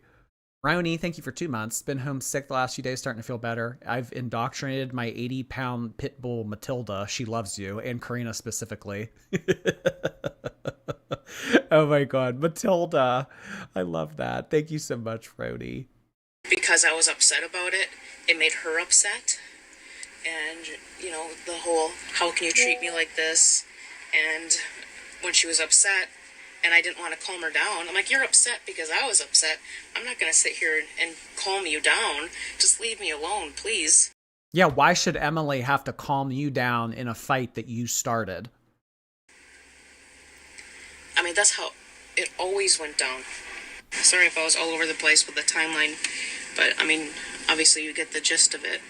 But like, for her to say that, like, Megan, I triggered Megan into doing that, like I triggered her into doing that, kind of like using that against me.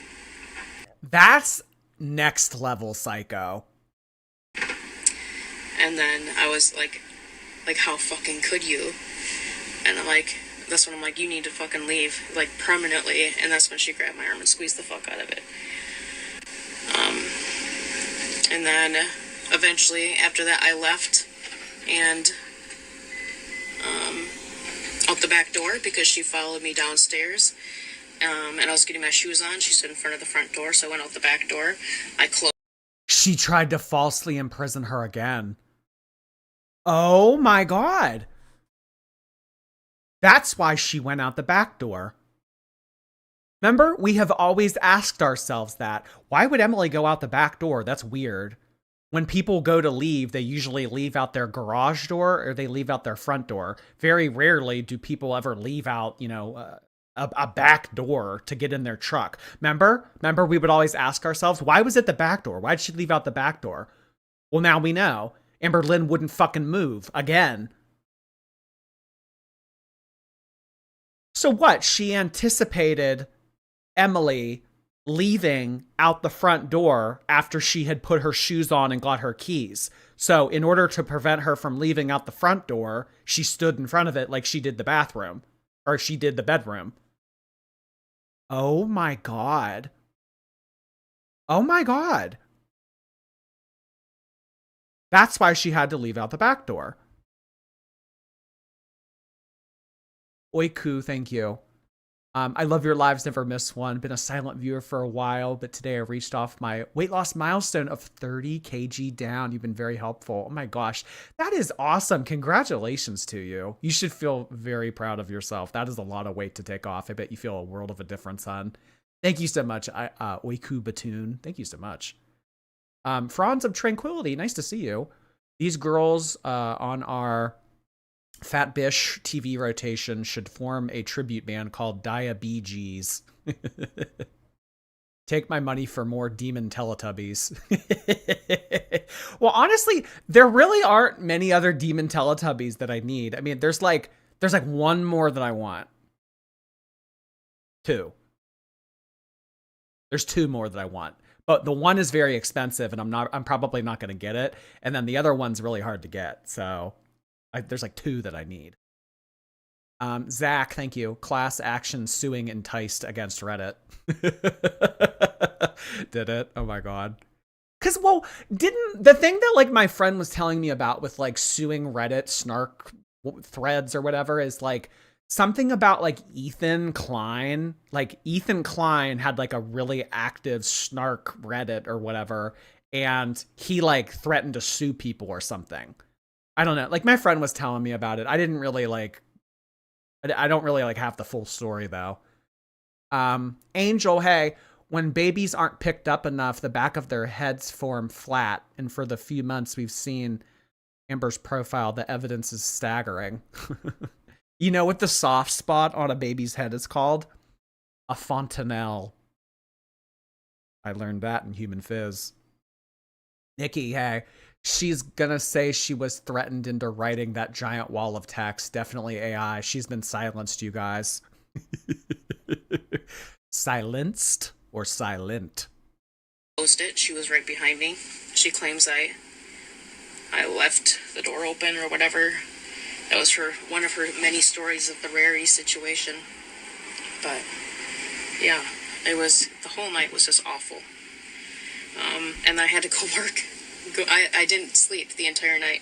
I had to go to work for a 12-hour shift. And then I came home and the cat was missing.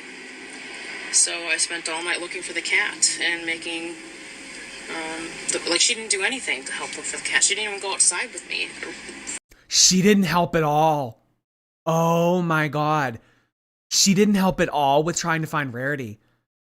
She didn't help with like posters. I mean, like, it's like one thing, like, oh, like, what do you expect Amberlynn to do? Like walk up and down streets and like through snowbanks and stuff. Like, okay, like whatever. But like not even helping with like making posters. I mean, all she was doing all day was laying in bed. She was eating Buffalo Wild Wings in bed all day. Really, you couldn't help with that. And, for the amount of time that Amberlynn spends online, she could have been doing stuff like local Facebook groups, like posting photos and stuff. She didn't help at all because she didn't care. Jordy, why are you acting surprised? It's just like, it's shitty. I don't know.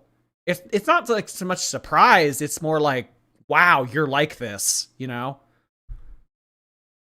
Jordy's freshly blown nose, thank you.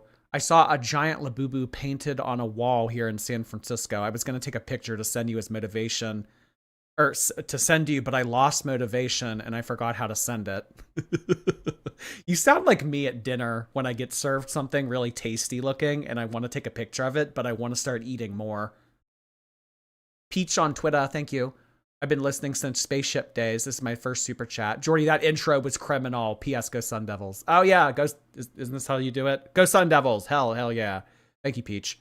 I'm actually going to Arizona in 3 months. Not 3 weeks. Yeah, I'll be out there in 3 weeks. Cassandra, thank you very much for your super sticker. For the initial, my initial search, I searched the house. She didn't even do that. She sat on the couch. So damn, sat on the couch, didn't do anything. I mean, when she says how awful I was to her, it was always when she would do things like get mad at me for being So we're hearing the same story from both of them. Amberlynn says, well, I only did that because of the way that you treated me. And Emily saying, well, the only reason I did that is because the way that you treated me. So I don't know. Usually between two stories like this, the truth is somewhere in the middle. Outside and smoking, and she asked to come with, and I would say, no, I want some alone time. She did not like that. Or she would say, you've been out there for 17 minutes now. What are you doing? 17 minutes. That's so particular. You've been outside on the front porch smoking a cigarette for 17 minutes. When are you going to get your ass back in here? Oh my God, was she setting timers again?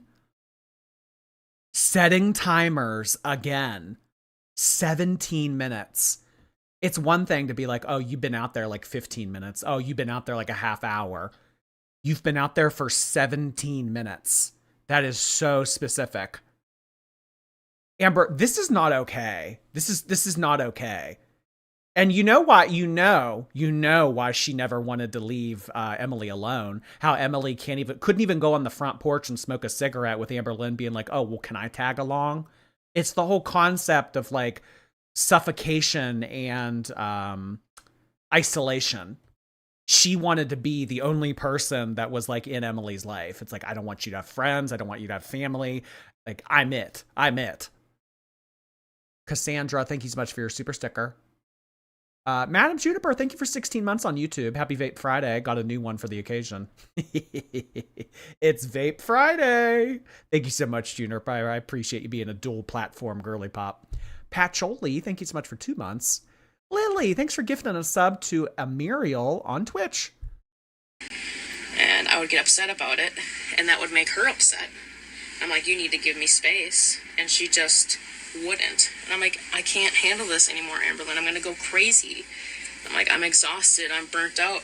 I need some time to myself after working when it's a shift that so busy that I don't even get to have a break more than 3 minutes to pee.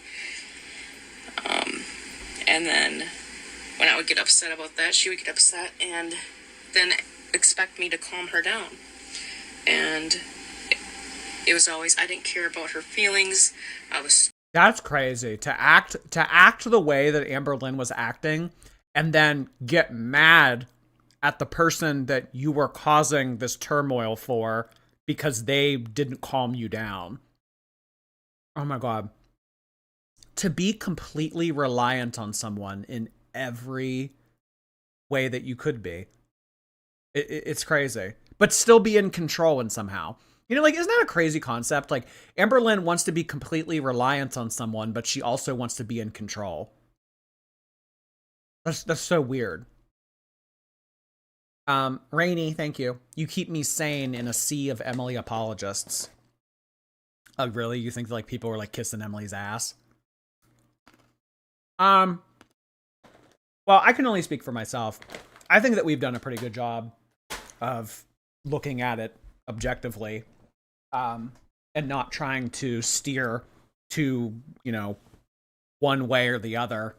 Because I mean, even prior to this, like, even though like it might seem like over the past 2 weeks, it's been like Team Emily, let's hear her out. Let's hear her story. I mean, I think that people forget that, Emily's gotten a lot of shit over the past year and a half, like there's been a lot of things that have been said about Emily over the past year and a half. So if it seems like over the past week that people are like kissing Emily's ass, I mean, you have to remember, like, she's been torn through the mud face first for the past year and a half. Tiny Decoy, thank you so much for your Prime. Perry, thank you so much for your YouTube membership. Hi, Perry. Taylor Lover, thank you for 2 months. I'm a gym shorty tonight. This is definitely a vibe. Oh, hey, and enjoy your Stepmaster and deadlifts. I really hope you enjoy your dumbbells and stationary bike. Have fun exercising, girl. Grimes, hey, Grimes. Amberlynn's been... Wait, you know what? I heard this recently. Can anyone confirm this? Is Grimes trans? Someone told me recently Grimes is trans. Grimes, thank you.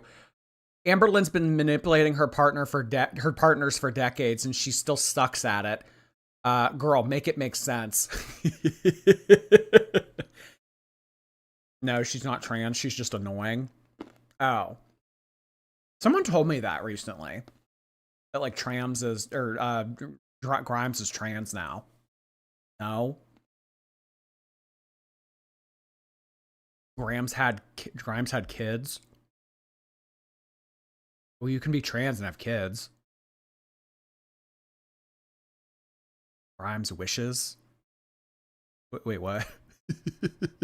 Oh my god! You know what? I probably just opened up a can of worms saying the word trans. Oh, I always know. I always know you can't fucking say the word trans without it starting a big fucking uproar in the chat. You know what? Back to Amberlynn. Abby Rose, thank you. I got my boyfriend into our cult. Now he refers to every fat girl we see as Amberlynn. Aww. Hey, you know what? Not all fat girls have like the same attitude and awfulness that Amber has. Stonewalling her. I was cold, insensitive. I don't care about her. I don't love her. I'm the worst girlfriend. How can I treat her like this? And that was like a daily thing, to the point where it was getting to be like multiple times a day where she would get mad at me. Then it was getting to the point where like she had no periods of time where she wasn't mad at me. And then it just kind of got worse and worse and worse and worse. So I hope that answers your question. Let me know if you have any other questions. So yeah, that is what Emily says happened. There's a lot to unpack in there. I'm not going to get into all of that right now because I've got loads of other stuff to show you. We may analyse that in another video. I'm sure other reaction channels will take that and analyse it as well. So one thing I will say though is that that version of events is largely, I would argue, backed up by all of the text messages that Emily sent. So anyway, I'll leave that with you. Let's move on. I know, Emily in her truck driving while sending these voice memos. That's hysterical. I know, she's always in that fucking truck smoking cigarettes. Amber was right. To the next thing, because we don't have time to get into everything. It's Zinka Cat, nice to see you. I have all the non-secret energy and Mac Labubu's now. Thanks for believing I could spend money getting them and more to tell you. Yeah, getting the secrets are annoying unless you like pay outward for it. Like those secrets are so annoying. Like that gray one, the ID, like that was like $200, you know? But it's like, what am I gonna do? Buy 6 boxes and hope that I get the secret? It's like, well, what if I don't? I'm not gonna buy another 6 after that. That's how some people do it too. Isn't that crazy? They'll just keep buying blind boxes until they get lucky. It's like, you can waste like so much money doing that. Like, why don't you just pay more for the secret once? Happy Chappy, hey. I genuinely believe Amber intended for one of Emily's pets to run away.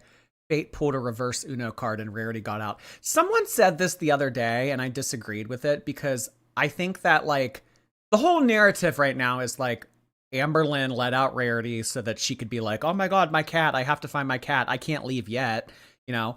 So like if it was one of Emily's pets, then Amber really wouldn't have had that option, you know what I mean? Like, oh, one of Emily's pets ran away, I need to stay. Like, that wouldn't have made sense, you know? So, like, that's, like, the only thing that doesn't make sense to me.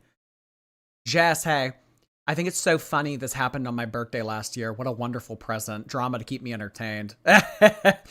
Last month, that big crash out with Chantal happened on my birthday. It was really fun. Nuno Woo, thank you for 7 months. my opinion that Amber wants us all to completely ignore and forget what happened. Oh, before these expire, Amber's talking scale. Hello.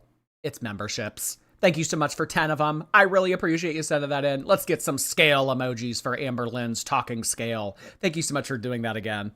Happened with Rarity and what she did to Emily, and the fact that she's lied about Emily kicking her and various other things because Emily called Amber some names. In this live stream here, Amber shows some little snips of text messages. She cherry.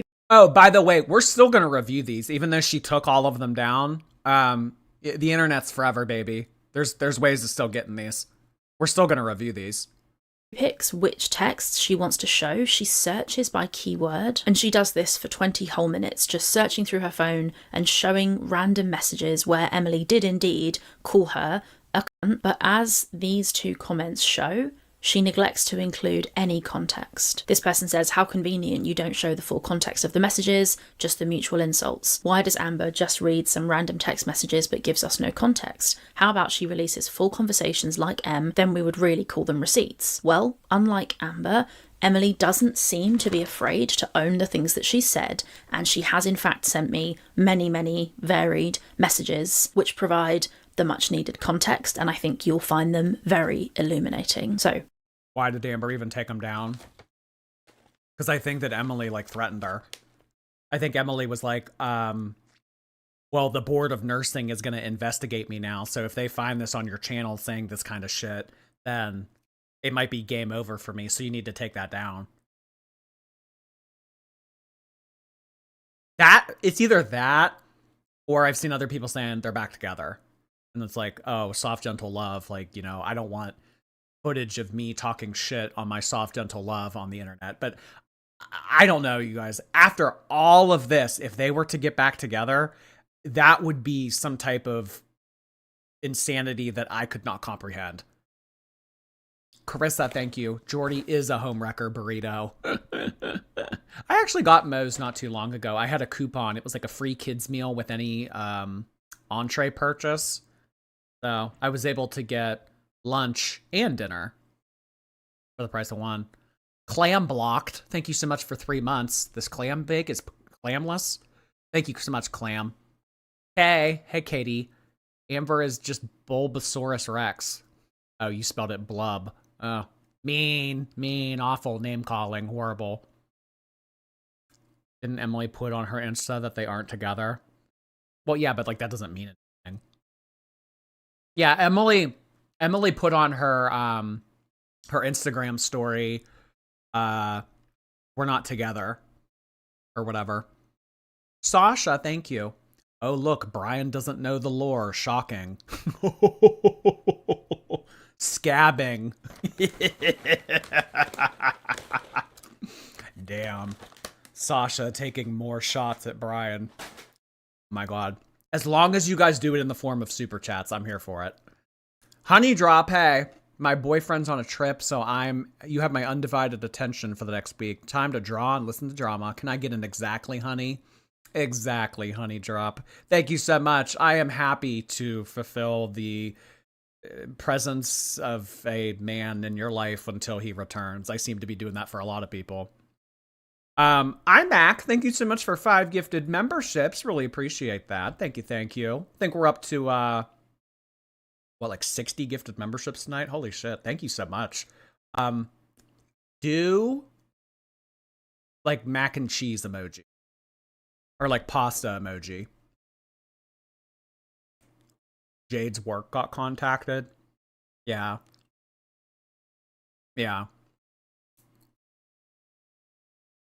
I mean, I don't want to say that it's inevitable, but, like, it seems to always happen. Amber starts by reading out this message. You wake me up out of dead sleep when I'm sick to being a fucking to me, which I wasn't, but there it is right there. Now, when you look at this screen grab, you can see that it shows iMessage, and the iMessage... You know what's hysterical? When people are like, I didn't call you the C word. I said that you were being a C word. Messages are popping up with no context after being searched for by keyword. And if you look at this, you can see there's multiple different messages there from different people. Here is a screenshot from my own phone, which shows it a little bit better. So if you search for a certain word in iMessage or texts, it pulls up every time that word has been used. So Amber's obviously searched for the C word or whatever other word, and now she's just showing the individual. Damn, Amberlynn typing C-U-N-T into her message searches. Messages where that word has been used. Any message taken out of context can sound super bad, and don't get me wrong, it is absolutely wrong to call your partner an evil cunt or a cunt or anything like that, but the context does matter, and in this situation it really matters. So you can see in this screenshot Emily writes, and this is the one Amber reads out, "You wake me up out of a dead sleep when I'm sick to be a fucking cunt to me." Now, Emily was kind enough to send me this conversation, and I think you'll find it quite interesting. It might seem a little bit random at first, but just let me cook because we're getting somewhere, I promise. So Emily and Amber are messaging each other on the 1st of March 2025. I don't know the exact context. I'm dead. Let me cook. I don't trust you. But it looks like that Amber has discovered something that Emily has been saying about her online, and Emily definitely did do that. She went, "Ooh, yeah, that absolutely is a threat. I am going to do a live stream tonight. I hope that we can fix this before I do." This is crazy to like give people timelines and like threatening them and shit. I mean, this, in addition to the false imprisonment stuff, this just makes Amber look so bad. On Reddit and various places and said stuff about Amber. So the conversation starts with Emily saying, "I don't trust you, not one." No, it isn't. Yeah, that absolutely is a threat. Are you kidding me? Does anybody interpret this any other way? I'm still going to go live tonight. I really hope that we can fix this before I do. Or else what? Are you going to out information about Emily? Like, that absolutely is a threat. No, it's not a threat. Like, oh my God.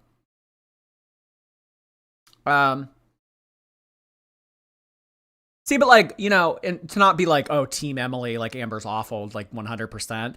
But like Emily to continue to have interaction with this person, even though like everything has already happened. It's like, girl, like, I don't, you know, our sympathy only goes so far. But Amber then says, "Everyone is right, ? Which makes it..." This is like how she threatened Tammy. Oh, yeah. Yeah. "Oh, well, how about I tell your abusive husband that you have been talking to someone else at karaoke? I wonder what he would think of that." Sound to me like Emily has said something like, "All the nasty stuff people say about you is right." And then Amber's gone, "Everyone is right." That's how that reads to me. Now, this isn't a very nice thing for Emily to have said. If she did say something like that, you know, all the nasty things people say about you are true. That's not a very nice thing to say. But in the case of Amberlynn Reid, quite a lot of the things that people say about her are true. So I don't really know what to tell you about that one. Amber says, "I've never given you a reason not to trust me. You are ignoring all my pain just to validate your awful behaviour, and it's not okay." And this is one of the central issues with Amberlynn Reid. She thinks that her pain is other people's problem. We've seen clips of her suggesting that the behaviour that she displays while she's in pain just doesn't matter. I don't care what I did while hurting. I don't care. My pain turned me into a monster because of what you did. She thinks that herself feeling pain is a green light to behave. You know what? The next time that someone offends me, or the next time that someone makes fun of me, or the next time that someone makes me feel an emotion that I would rather not feel, that is my green light to act, say, or do whatever the hell I want. I learned that from Amber. However she wants. Well, you know what, Amber? You called me gray and weird, so I get to have a whole channel dedicated to analyzing your life. Really, I mean, but that's the way. That's her logic. That's her logic. If you made me feel a certain way, I get to react any way I want to. She then says, "I'm still going live tonight. I really hope we can fix this before I do." Now this, to me, kind of does sound like a threat.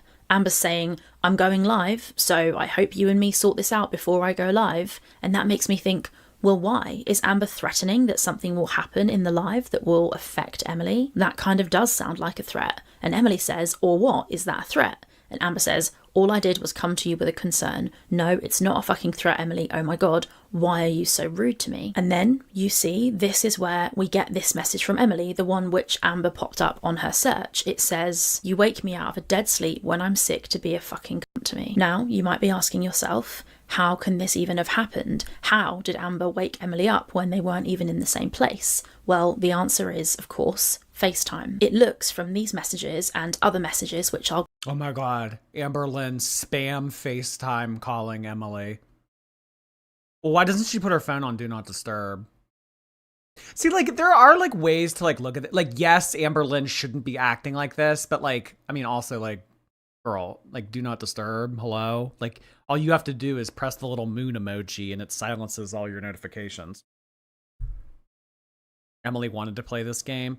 Yeah, like, and see, like, that's what I mean when I say, like, our sympathy only goes so far. It's like, girl, like, come on, you wanted to get in the mud. Brookshire, thank you. I'll say a lot, but I'll wait for November 4th. November 4th isn't gonna be like some, you know, okay, like, you know, all bets are off kind of thing. Silly Lily, thanks for 5 months. PSA for replay. Be a part of the stream via Twitch chip. The PSA was not sponsored by Jordy or Pop Mart. Yeah, I appreciate those Twitch tips, Lily. Thank you so much. I always get to see them even when I'm not streaming. It's funny you do that. Because you guys, unfortunately, you guys aren't allowed to super chat unless I'm live. You know, it's like, could you imagine if you had the opportunity to send me money all the time? Well, now you do. Mads, hey. Friendly reminder for dating apps, always do research about the person before meeting in person. I almost went out with someone who just got out of jail for aggravated assault. Ooh, gosh. Yeah, that and meet in a public place. That's always a good rule of thumb to meet someone for the first time. Brian Cook, thank you. I'm going to drop Amber on Sasha.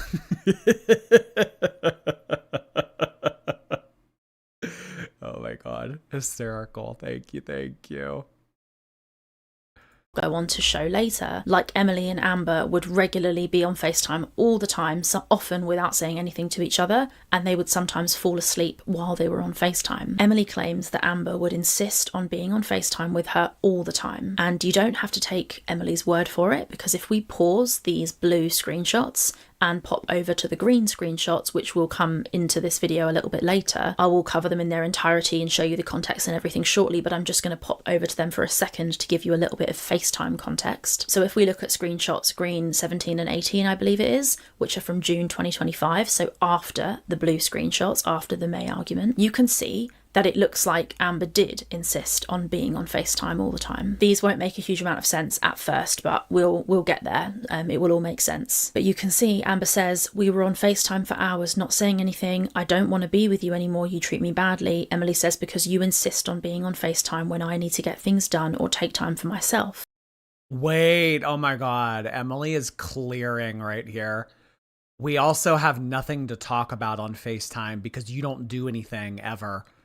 That is hysterical. Amber, well, I mean, like, that's kind of like the running joke of Amberlynn's channel. Like, she doesn't vlog because she doesn't go anywhere or do anything. It's hard to have a vlogging channel when all you do is sit on the couch all day. That's funny. We don't have anything to talk about because you don't do anything. Yeah, I mean, like, having a job, having friends, having activities to do, like, those are all things that you can talk about in everyday conversation. When you don't have a life, you don't really have anything to talk about. Like, normally that's what adults talk about. It's like they talk about their kids, they talk about their job, they talk about their family, they talk about current events, they talk about, like, you just sit on the couch and eat DoorDash, you know? It's hard to, like, contribute to conversation when that's your life. Yeah, I mean, like, there's only so much to say about bingo. It's like, oh my god, and then they called N33.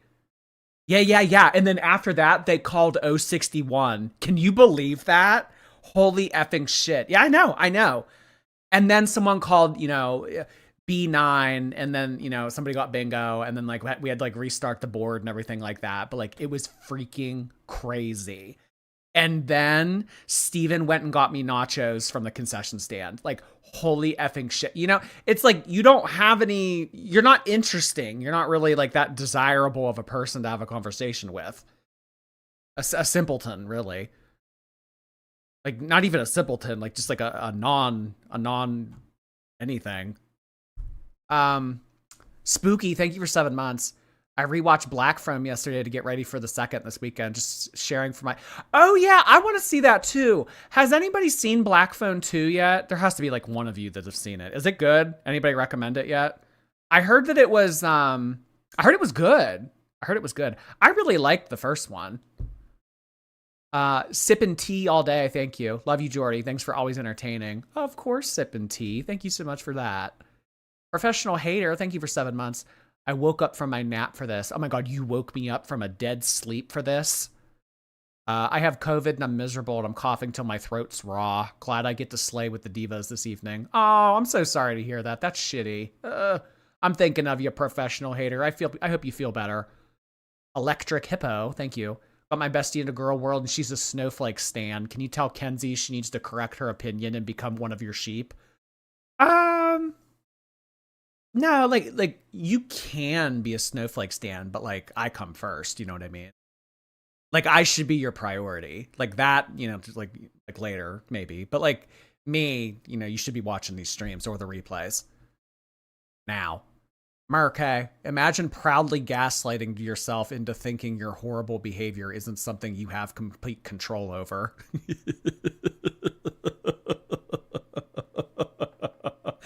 Oh my God. It certainly is a mind fuck when you think about it. Amber says, I never insist on being on FaceTime. Emily says, we also have nothing to talk about. You don't do anything ever. And Amber says, I let you do whatever you want. That's very interesting. I let you do whatever you want. Yeah, wait, what does that mean? I let you do whatever you want? Ew. What do you mean you let her do whatever she wants? She's a whole ass parent with a whole ass life and a whole ass house and a whole ass everything. Like, what do you mean you let her do? You're in an apartment states away. What do you mean you let her do stuff? Wow.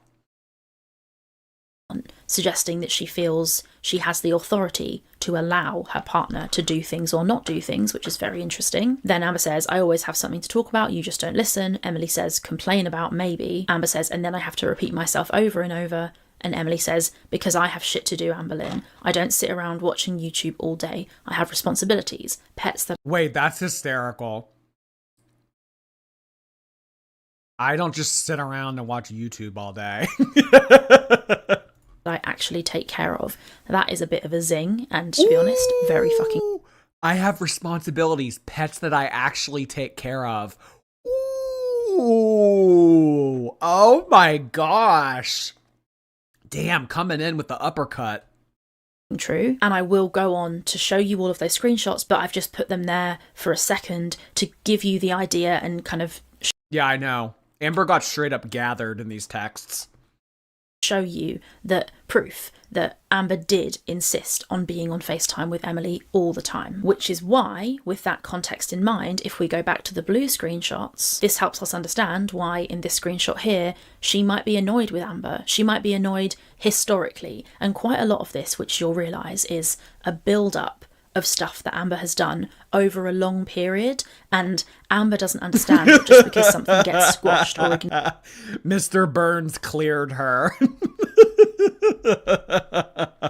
Mr. Burns just assembled Amber.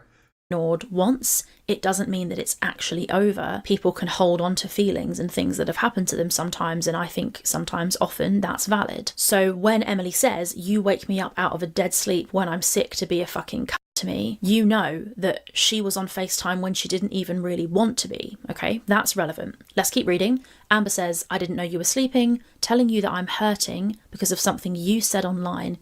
Girl world seismologist, thank you. Today's my husband's and I's anniversary. You know what special occasion means. Here, take my money. Well, most people on their anniversary, they go out to dinner. They have a romantic night in. You guys, though, you're celebrating it in a way that I think transcends all of the other common traditions. You're super chatting me. Thank you so much for that, girl world seismologist. I love that. Thank you so much, and happy anniversary. What is FaceTime? Girl, what is FaceTime?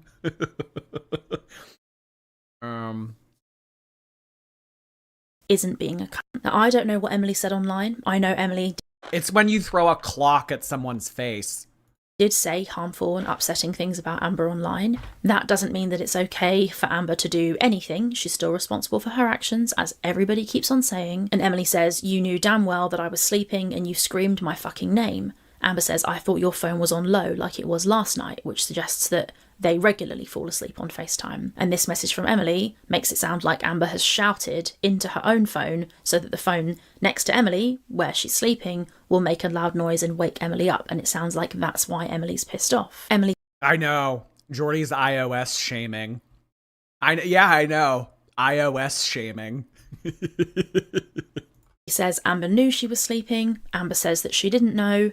I don't know if she knew. She probably did, because if someone's asleep on FaceTime, you would know because the phone wouldn't be facing them. They wouldn't be speaking. I don't know. But this is an interesting message from Amber. I didn't know. It's another term for visitation with divorced parents. Yeah, FaceTime is when your divorced parents drop you off in Applebee's parking lot so that one parent can have you when the other one drops you off. Pickleback, hey, watching you while getting ready to go out with my friends. I'll take a shot for you. Ooh, have a nice time going out, Pickleback. Hey. Happy Friday. What's Skype? Well, actually, I would actually be okay with someone asking what's Skype instead of what's FaceTime, because Skype's been like discontinued for a couple years now, hasn't it been? Like Skype isn't, like, you can't even use that anymore, right? May, thank you. I didn't punch you. I was pain swinging. I'm the victim. Pain swinging. Oh my God. You were sleeping because you told me not to sleep on the phone. But I'm confused why they were even on the phone. If you're not speaking, hang up.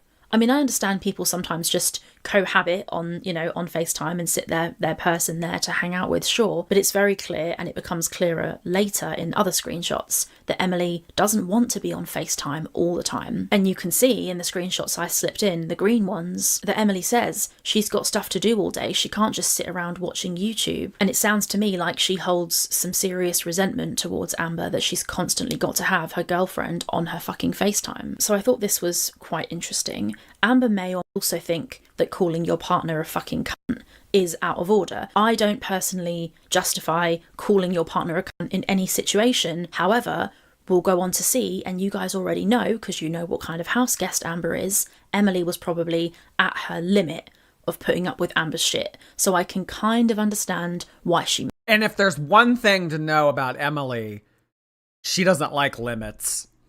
Might have been annoyed with her, and I think you probably all can as well. And I don't know what Amber said. I don't know how she said it. It's possible she was really polite and kind and gently spoken. She may have said, "Oh, Emily dear, like, can I just run this thing by you?" But I doubt it. We know Amber's a shouter. That shit teenagers do, sleep with their phone on and leave FaceTime on all night.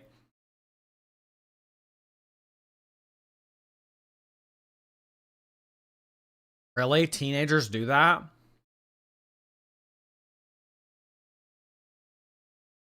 Clown emoji in the chat if you've ever heard that before. It's very high school behavior. Well, I mean, FaceTime didn't... No, FaceTime was around when I was in high school. I don't ever remember, like, leaving my phone on for hours, like, all night. Emotionally immature. She gets loud. She said it herself. I will say that I'm a yeller. I won't say anything like... Old yeller. Laura, hey. Where were you during the live? In a corner, mainlining a slushie, smashing Labubu's together as Amber and Emily. It's your fault. No, it's your fault. Wait, that is so funny. Oh my God.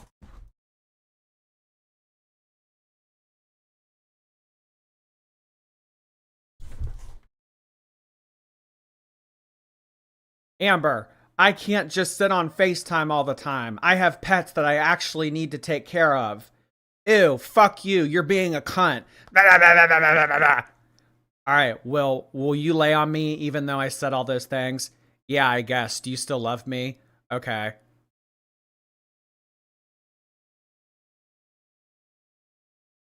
That was kind of fun. Right in the hernia, thank you. This is just like the story of Cupid and Psyche, Jordy's Venus. How does it know feeling you broke up Amber and Emily? I don't know why you guys keep saying that. If there's like something that comes up later, like I haven't gotten to that yet, so like don't spoil it.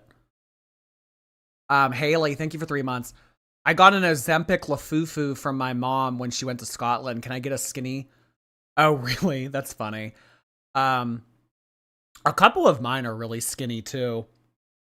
I think that quality control at Pop Mart has gone down a little bit, and some of them like are kind of like weird looking.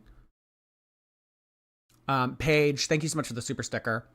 Costco Ozempic, hey. Do you think Amberlynn has a soup man like Angie on Real Housewives of Salt Lake City? I have never watched Real Housewives. Like, I've never watched any of them. So I don't know what that reference is. Jessica, hey. This is getting me through cleaning my kitchen. Get that kitchen clean, Laurel. Thank you so much, Jessica. I appreciate you. That, but I yell. Whatever point that I need to make, I go up like 5 octaves, if that makes sense. That's my downfall, I will say. I get loud. She would stonewall me so hard, which then would trigger me even harder. And I would Oh my god, Zuko's back. flip 100%. Like I said, I go up octaves. I get loud. I cry a lot. And it's just how it would go. And we know that she thinks her feelings are everybody else's problem. And we know about all of the... Make a reaction channel using your Labubu's as characters. All right, this one's Amberlynn. Wait, no. The Zamomo's Amberlynn. that she dishes out when she thinks that people don't care about how she feels, and she thinks that what she does when she's in pain doesn't matter. That clip that I just played, which you've seen a few times, really puts this message into perspective. If Amber has screamed at Emily down the phone to wake her up while she was asleep, then that does make Amber a little bit of a cunt, I'm not gonna lie. Anyway, Emily then has this final line. She says, "I should have never unblocked you when you had that fake health scare, when you had COVID and you were perfectly fucking fine." Now that message is very interesting. It confirms 2 things for us. It confirms that Emily thinks that whole COVID arc, I don't know if you guys remember that, there was a COVID arc on Amber's channel. It shows that theory that we've all had, that Amber has fake health scares to try and get her partners back or to get attention, it sounds like Emily thinks that too, which is very interesting. And it shows that they had broken up and Emily did have her blocked at one point, but that Amber somehow managed to draw her back in. And Emily claims Amber would draw her back in with claiming she was ill, going to the hospital like she did recently when Emily did her first video with me. But also, and this is very interesting, Emily claims... Yeah, I know, like, move on. Like, why didn't you try to... After you guys broke up and, like, you realized how toxic this was, Amber, like, why didn't she start looking for a new girl? You know? She had to, like, do stuff to try to win Emily's attention back. Like, clearly your relationship with her is dysfunctional, so why didn't you look for something new? I don't know. Why didn't she just accept that the season could have been over? They just can't quit each other. Now all we have is fucking Brokeback Mountain. Oh my god. I just can't quit you. The belly pics are too good. I know, but like, if we've learned anything from Ben Affleck and J-Lo, no amount of good sex can make up for a dysfunctional relationship. You know? It's like you guys have to work in many different aspects, not just the bedroom. Affleck. I know. I don't know why I pronounced it like that. Paigey, thank you. I love your personality and I'm addicted to your lives. Thank you so much, Paigey. Appreciate you. Random fandom. Hi. Went to the doctor's today. I'm not obese anymore. Oh, that's exciting. Hey, congratulations on not being obese. You're just overweight, right? Because it's like underweight, normal, overweight, obese, and then it's like, you know, there's like, you know, like the bad end. Mr. Snowflake, hey, thank you. Jordy rainbow flag emoji looking really cute tonight. I don't understand why you put that emoji in there, but thank you for the compliment and the money. Melanie, hey, finally hit my goal weight. I'm 5'3".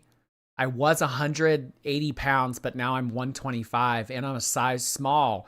How are you guys losing all this fucking weight? Is everybody on the O? Is everybody on the O?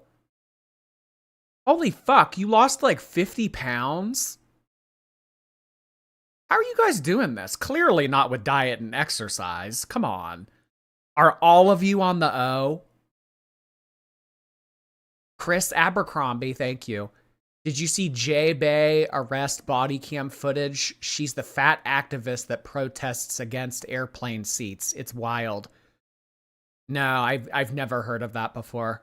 Jay Bay. I feel like you guys say stuff and I just like have no idea what the fuck you're talking about. Like Real Housewives of Salt Lake City. Like, you should not assume that like I watch that show. No matter how well you think you know me, through watching my live streams, like I swear, like I don't know anything. Like, who is Jay Bay? No, but I'm glad Jay Bay got arrested because she sounds annoying. Human growth hormone. Thank you so much. I tried to renew my membership, but it wouldn't let me. I messaged you on Twitter the other day. Love ya. You tried to renew your membership, but it wouldn't let you? Bull. You just don't want to see me happy with $5 more in my bank account. That's bull.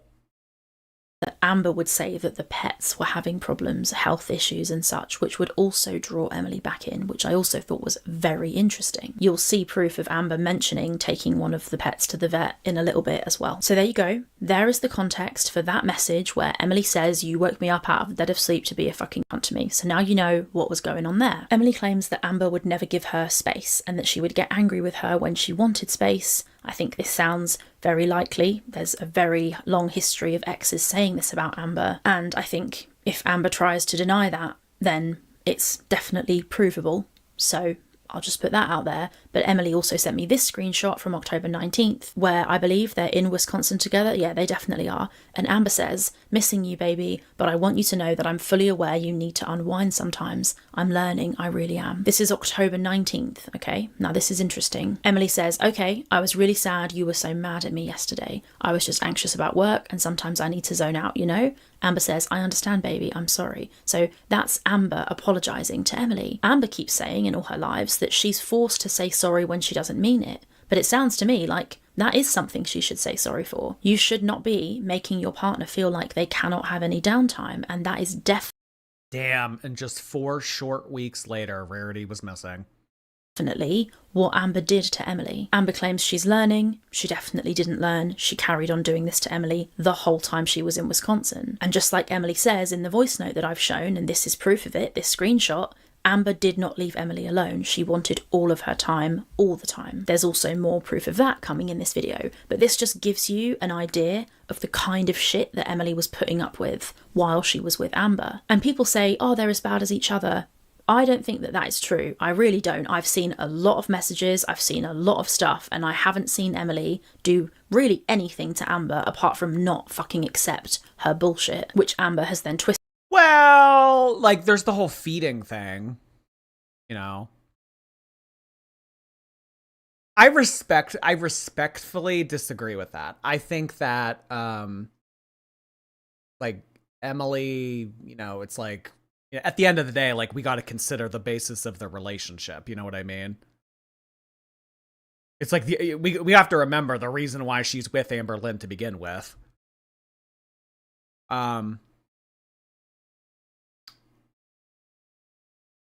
Yeah, I mean, I think Rachel's just trying to stay friendly with Emily.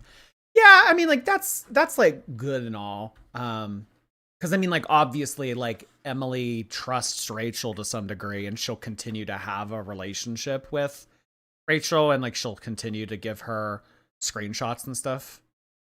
So that definitely could be an angle. Just the lesser of two evils.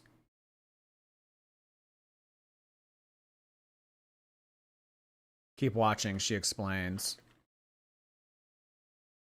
To try and make it sound like it's Emily being abusive when it doesn't seem like it is. It seems like it's Emily saying, no, you can't fucking treat me like that, which is something that other exes didn't do to Amber, so she just got away with it. And like we all know, whenever Amber gets called out, she claims abuse and bad treatment. She said that Zachary Michael verbally abused her. So I have received a lot of mixed feelings, and if you guys thought, oh yeah, remember she tried to like make it out to be like Zachary Michael was threatening her physically or whatever. Remember she put that thing out on her community post and was like, if anybody has the screen shot, or if anybody has the VOD of his Twitch live stream where he was physically threatening, you have to send it to me now. Anxious, hey. My birthday was on the 3rd, but I didn't give you money. Please forgive me. I'll do better, I promise. Thank you for the entertainment. Please say thank you for the money.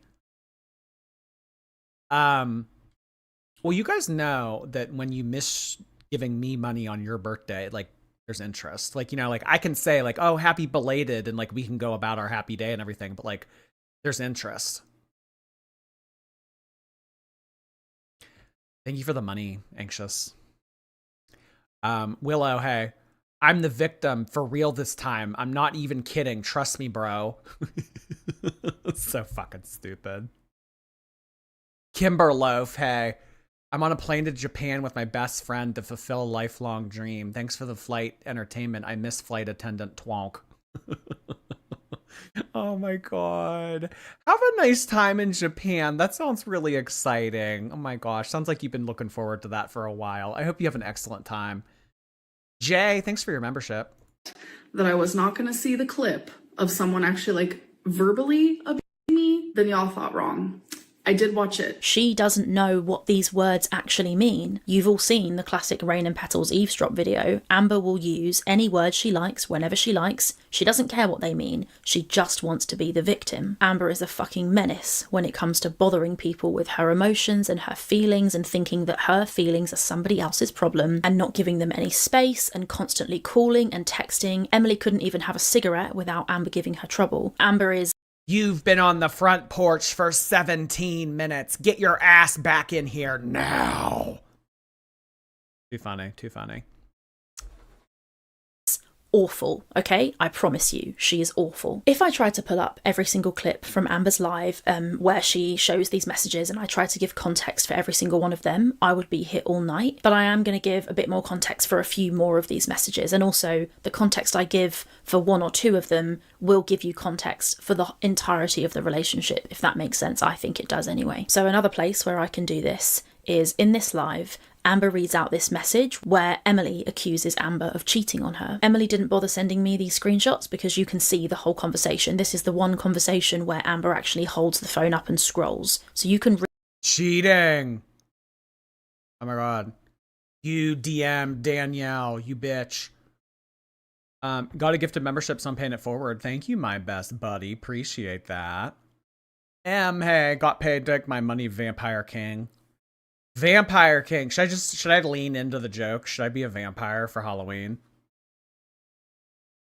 I don't know. Is it a vampire angle? I already have the fake blood. What would I need? I just need like a cape, fangs, and like white makeup. I'm like already halfway there. No, maybe honestly, I probably wouldn't even need the makeup. Jenny is a me, thank you. Big Misery, the movie vibes. Not Misery, Big Misery. Girl World Seismologist, thank you so much for your membership. Welcome, welcome. City, hello. I know I started this fight, but please calm me down. Oh my god. I also saw you type in all caps, Jordy's transphobic. Don't think that I didn't see that too, City. You want me to calm you down after all this? After you started it? Yeah. Merc, hey. How does a 34-year-old woman not see anything wrong with this behavior? Well, because she was triggered to act like this. It doesn't matter what she did while she was in pain. Are you fucking stupid? Read the messages. You know what everybody says. This is the clip here. This was June 28th, 2025. I know you're cheating on me, bitch. Like, just going crazy. The way that she said that. I know you're cheating on me, bitch. Oh my god. Crazy on me. Saying things like, how am I being awful by confronting on you and catching you in a lie? Sorry you got caught. Telling me that I am cheating on her. Even though I wasn't. And just hounding me for literally weeks. You'll notice in this clip, Amber says this. She says, she always said the most foul things to me out of nowhere. Now, this is really interesting to me. Amber shows the top of this message chain and she claims that this came from Emily out of nowhere, that Emily accused her of cheating with no basis in fact at all. I have to caveat this by saying this is Emily's version of events. She told me this is what happened. I think it could be true. I don't know. I'm not telling you it's a fact. I'm just giving you someone's side of the story. So Emily claims that she was suspicious and she was... You're gonna believe Danielle over me? Over me? Danielle. You know what is shocking to me? Shocking. That Danielle has been referred to and is like almost side character status at this point, and we still have not seen a face pic. That's crazy. Like, if Danielle's goal is to like be involved but not be involved, like she's doing it well. K-Bear, thank you. I'm someone who needs space after an argument. The idea of someone blocking me in a room to talk to them, I would be hyperventilating and calling the police or my family. I don't think that would be good for anybody. Like, who would that be good for? I'm going to trap you in this room and make you do something. I don't know how she thought that was a good idea in any capacity. Laura Case, thank you so much for 5 gifted memberships. Appreciate that. Let's get some briefcase emojis in the chat. Thank you so much, Laura Case. Appreciate you. You've gotten brought up a lot over the past week, Laura. Angel, hey. Amber admitted the day of that all she did was check the cameras. I just think it's wild she didn't help with like posters or anything online. Oh, what? She just opened up like Life 360 and looked at the cameras. Alyssa, hey. Your lives are perfect for me to work on my stained glass. Thank you. Oh, what a fun hobby. That's exciting. Thank you so much for sending that in, Alyssa. I can't imagine that too many people do that anymore. When I think of stained glass, I think of churches. Do you make stained glass for churches? Like, what else do you do with stained glass? Silly Lynn or Silent or Silenced. Oh, that's funny. Thank you for your super chat. I mean, we're all Amber's prisoner. Yeah, I mean, we are all kind of like prisoners to Girl World, so yeah. But it's not false imprisonment. We want to be here. Jordy's dry ass pretzels. Bro, if you don't dip me in something. Okay, like, this is like getting out of hand. I don't even know what you want me to dip you in. Speaking with Danielle, who is somebody that Amber used to speak to, or well, she currently still speaks to as far as I understand it. Amber says that she spoke to Danielle and she found out that Amber had still been flirting with Danielle in the DMs. Apparently she'd blocked her on Facebook, which you can see in the screenshots that Amber shows, but the two had been flirting on Instagram. Amber had been sending Danielle voice notes. So according to Emily, she discovered this, and this is why she said what she said to Amber. It was not out of the blue at all. And I'll be honest, when I saw this message, you're cheating on me, bitch, it really raised my hackles. I was watching Amber's live and I was like, oh God, that is not good at all. I know that accusing your partner of cheating can be a massive part of abusing them. So whenever I hear someone accuse their partner of cheating, I'm a bit like, oh God, it's a tactic which can be used by manipulators. But according to Emily, she claims that she had cause for saying this. She claims that she saw proof that Amber was flirting with another person in her DMs. I don't know for 100% fact, because I haven't seen proof, if this is definitely true, but what I do know is that Amber... Well, they weren't living together at this point. When was this? Because, like, how would Emily have known that Amber was talking to Danielle? Did they say that and I missed it? Gives absolutely no context. So Amber says she's a pure, sweet, innocent victim, and Emily, randomly out of nowhere, with no impetus at all, just suddenly starts accusing her of cheating. Now that's not very believable. Emily is the only person who's actually given us a version of events which could be true.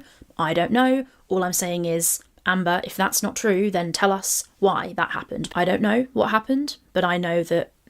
Amberlynn is known to entertain multiple women in DMs at once, though. Well, yeah, I mean that's like her whole season after Jade. That's kind of what she did. I mean, at one point she had Erica, Alexis, Abby, Danielle, Emily, and that's who we know of. You know, think about like the ones we don't. Oh, Dalton. That's 6. I mean, and that's what we know of. You know, think about what we don't know of. So yeah, I think that well, I mean, like that's not just unique to Amberlynn. I feel like that's kind of like a new phenomenon that has kind of overtaken like dating, because like in like the age of Tinder, it's like, you know, you kind of like weigh all your options, and it's like, you know, well, you're the best looking, but I get along with you and you have a good personality, and it's like you kind of just like play the field with multiple people to see who might work. But like Amberlynn trying to like put out this like narrative that like she's committed and loyal to one girl. No, you're not. Because at one point, I mean, she was talking to like what, 6 different people that I just named. Someone tell Danielle's wife to come get her. From like what we've heard from Alexis is Danielle's wife, like she's like weird, like doesn't really care. I don't know. I don't know if they're like open or what, but Danielle is like married to an older woman or something. I don't know. That's just what I remember Alexis saying. And like the older woman like doesn't care. Brookshire, thanks. I don't like Emily, but I believe Amber 100% played Dice Dreams after she knew that Rarity was never coming home. I'm actually heartbroken. That, you know what, that actually does corroborate that whole thing that like Amberlynn didn't help find Rarity. Because here was Emily operating on no sleep, driving Amber around, trying to find Rarity. Amber's not helping at all. And then what does she do? She's playing Dice Dreams on her phone. Yeah, that would make me mad too. Daffarina, hey. This week I put in my notice at my annoying job, but I'll finally be working in the gaming industry. New beginning, heart hands. Oh my god, well it sounds like you are moving on to something that you actually want to be doing. That's awesome, Daffarina. I hope that your leap of faith pays off. Excited for ya. Sammy, thank you so much. Trimmergate 2.0. We don't trim round here. Julia, hi. I'll be starting Accutane soon. Very excited. After many years of just dealing with it, I've had enough. Here's to clear skin. My one girlfriend did Accutane, and she was like she did like changed her life. So I hope it's exactly what you're looking for, Julia Rose. I know that that's really helped people that struggle with chronic acne. Angel, hey. Amber wanted to make Emily into her little lurch from the Addams Family, expecting her to drop a cigarette like, let's eat. Okay, another reference I don't know. I mean, I know of the Addams Family, like I know that they're like creepy vampire people or whatever, and like there's like Wednesday or whatever, but lurch, I don't know what that is. Merc, hey. I don't remember who it was, but someone said something about how Amber keeps Romeo in her shirt to create separation anxiety, and it seems like she's trying to do that with Emily. Regardless of whether she's trying to create separation anxiety, I don't think that a cat belongs inside your breasts. Like, just no. RK, hey. Hey, Jordan Shorties, I'm waiting for Emily to say, don't you know? LOL, Wisconsin, Doesn't Chantal say that? Isn't that like a Canadian thing? Don't you know?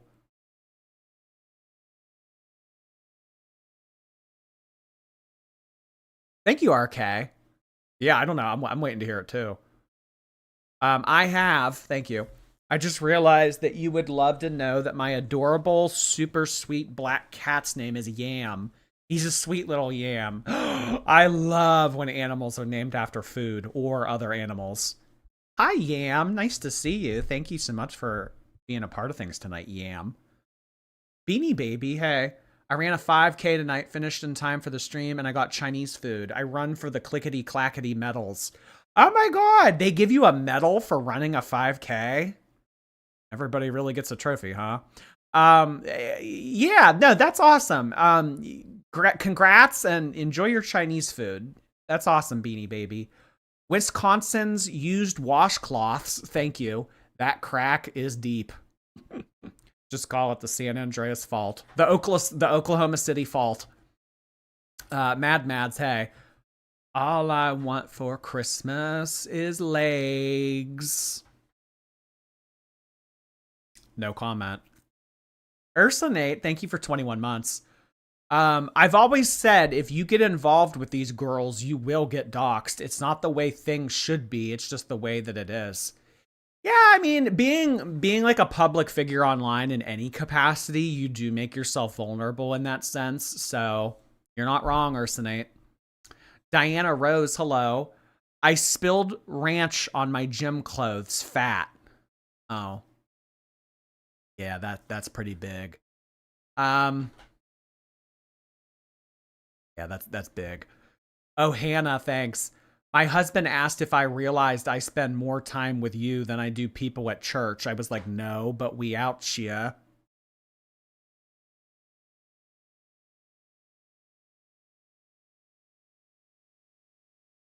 Sorry, I misread what you said. We're going on 3 hours here. I'm a little fried. My husband asked if I realized that I spend more time with you than some people do at church. Oh, okay. So, I mean, like, don't, like, tell your husband to find his own hobby and leave you alone. Go away, husband. Banana, thank you for 6 months. We used to fall asleep on the landline back in the olden days. People would be so irritated because we tied up the line. Really? Oh my God, is that where that whole, like, no, you hang up first thing comes from? Oh my God. And then, like, you could like get another house phone inside of the house and listen to someone's conversation. That's funny. And like, honestly, the old days like that, I'm like most jealous of. I think that house phones are iconic. You know, I hate that cell phones have taken over and no one has house phones anymore. I think house phones are iconic. And like also being able to twirl your finger in the cord that connects the house phone to the little like power strip thing. Like there's no greater rush in life. Caleb, thank you. You've inspired me to start watching Dragula again. Unfortunately, I have to start from Resurrection. No, well, actually, yeah, you should watch seasons 5 and 6 before you watch the new one because it has people from the newer seasons. Why is that unfortunately though? It's a fun show. Unfortunately, what do you mean? Thank you though for the money. Amber's unwashed, thank you. Got a spare washcloth for me? I don't, but you know what? My deceased grandmother might. I'll let you know after the stream. Chronic and Cozy, hey. Had an ex make me stay on FaceTime all the time when I was 15. Whack. Psychopath, obsessiver, heart hands to ya. And first super chat. Made you stay on FaceTime all the like, that's crazy. It's crazy to FaceTime all the time.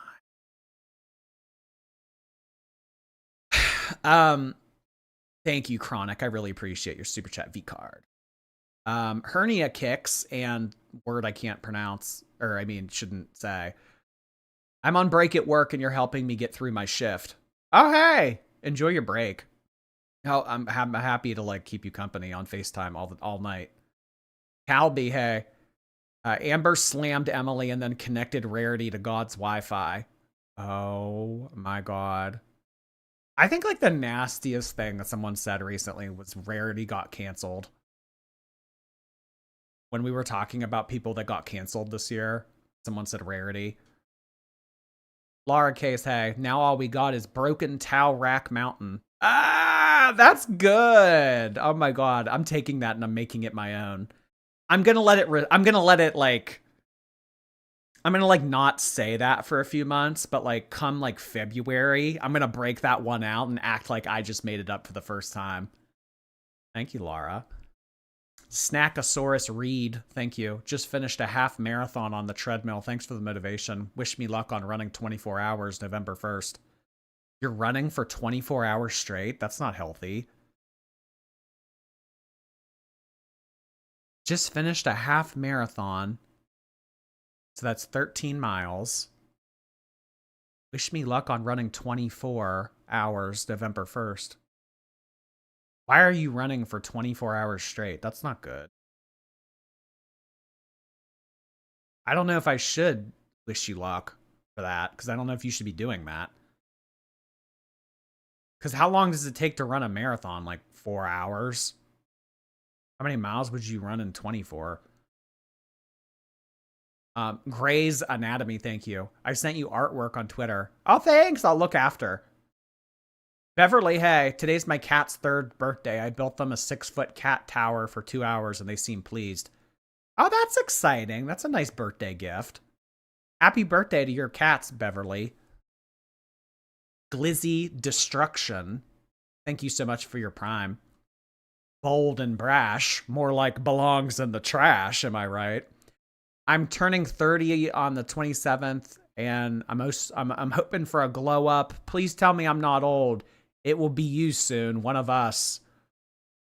Okay, first of all, why are you roping me into like this whole like you're turning 30, you're old thing? Like, okay, like if you want to have that crash out, that's fine. But like me and my young age of 29, like don't rope me into that.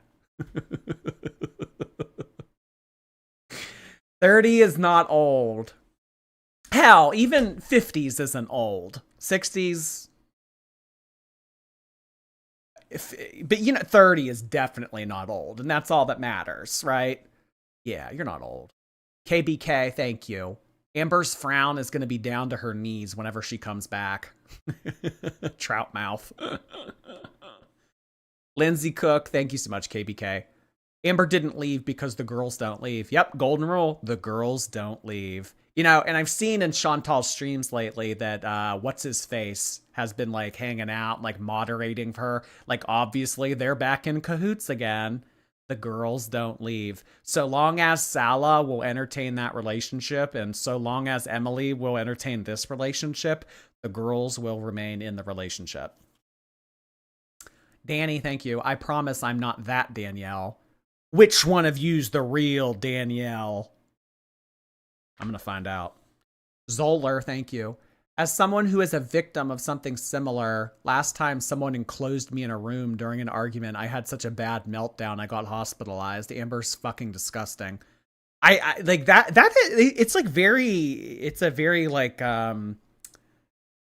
intimidating kind of anxiety producing environment to be like locked in a room like that. Like that's not cool to do to someone, especially someone that you supposedly love and are wanting to comfort. Making them so they can't leave a room. Like, what are you trying to do? Like, are you that desperate for control that you are going to make them be there, make them stand there until you get what you want? Oh my God. Elizabeth, thank you. Got prescribed semaglutide for insulin resistance. Looking forward to making positive changes in my life. Oh my, hey, I really hope it helps you, hon. Thank you so much for sharing that. Insulin resistance, that sucks. Ugh. Insulin heart hands to ya, Elizabeth. Hey. My theory is Amber tied up the cat somewhere thinking she'd be fine for a few hours only to come back late. Oh my God. Well, that would assume that Amberlynn walked outside, so I don't know if I can get behind that. Brookshire, thank you for your membership. Somber, hey. Like the stream. If you guys wouldn't mind pressing the thumbs up before our stream ends, I'd really appreciate it, and so would Somber. RK, thanks for your membership. Brookshire, thanks again. I have commitment issues, but I'm finally a shorty. Oh, hey, we're happy to have you, Brookshire.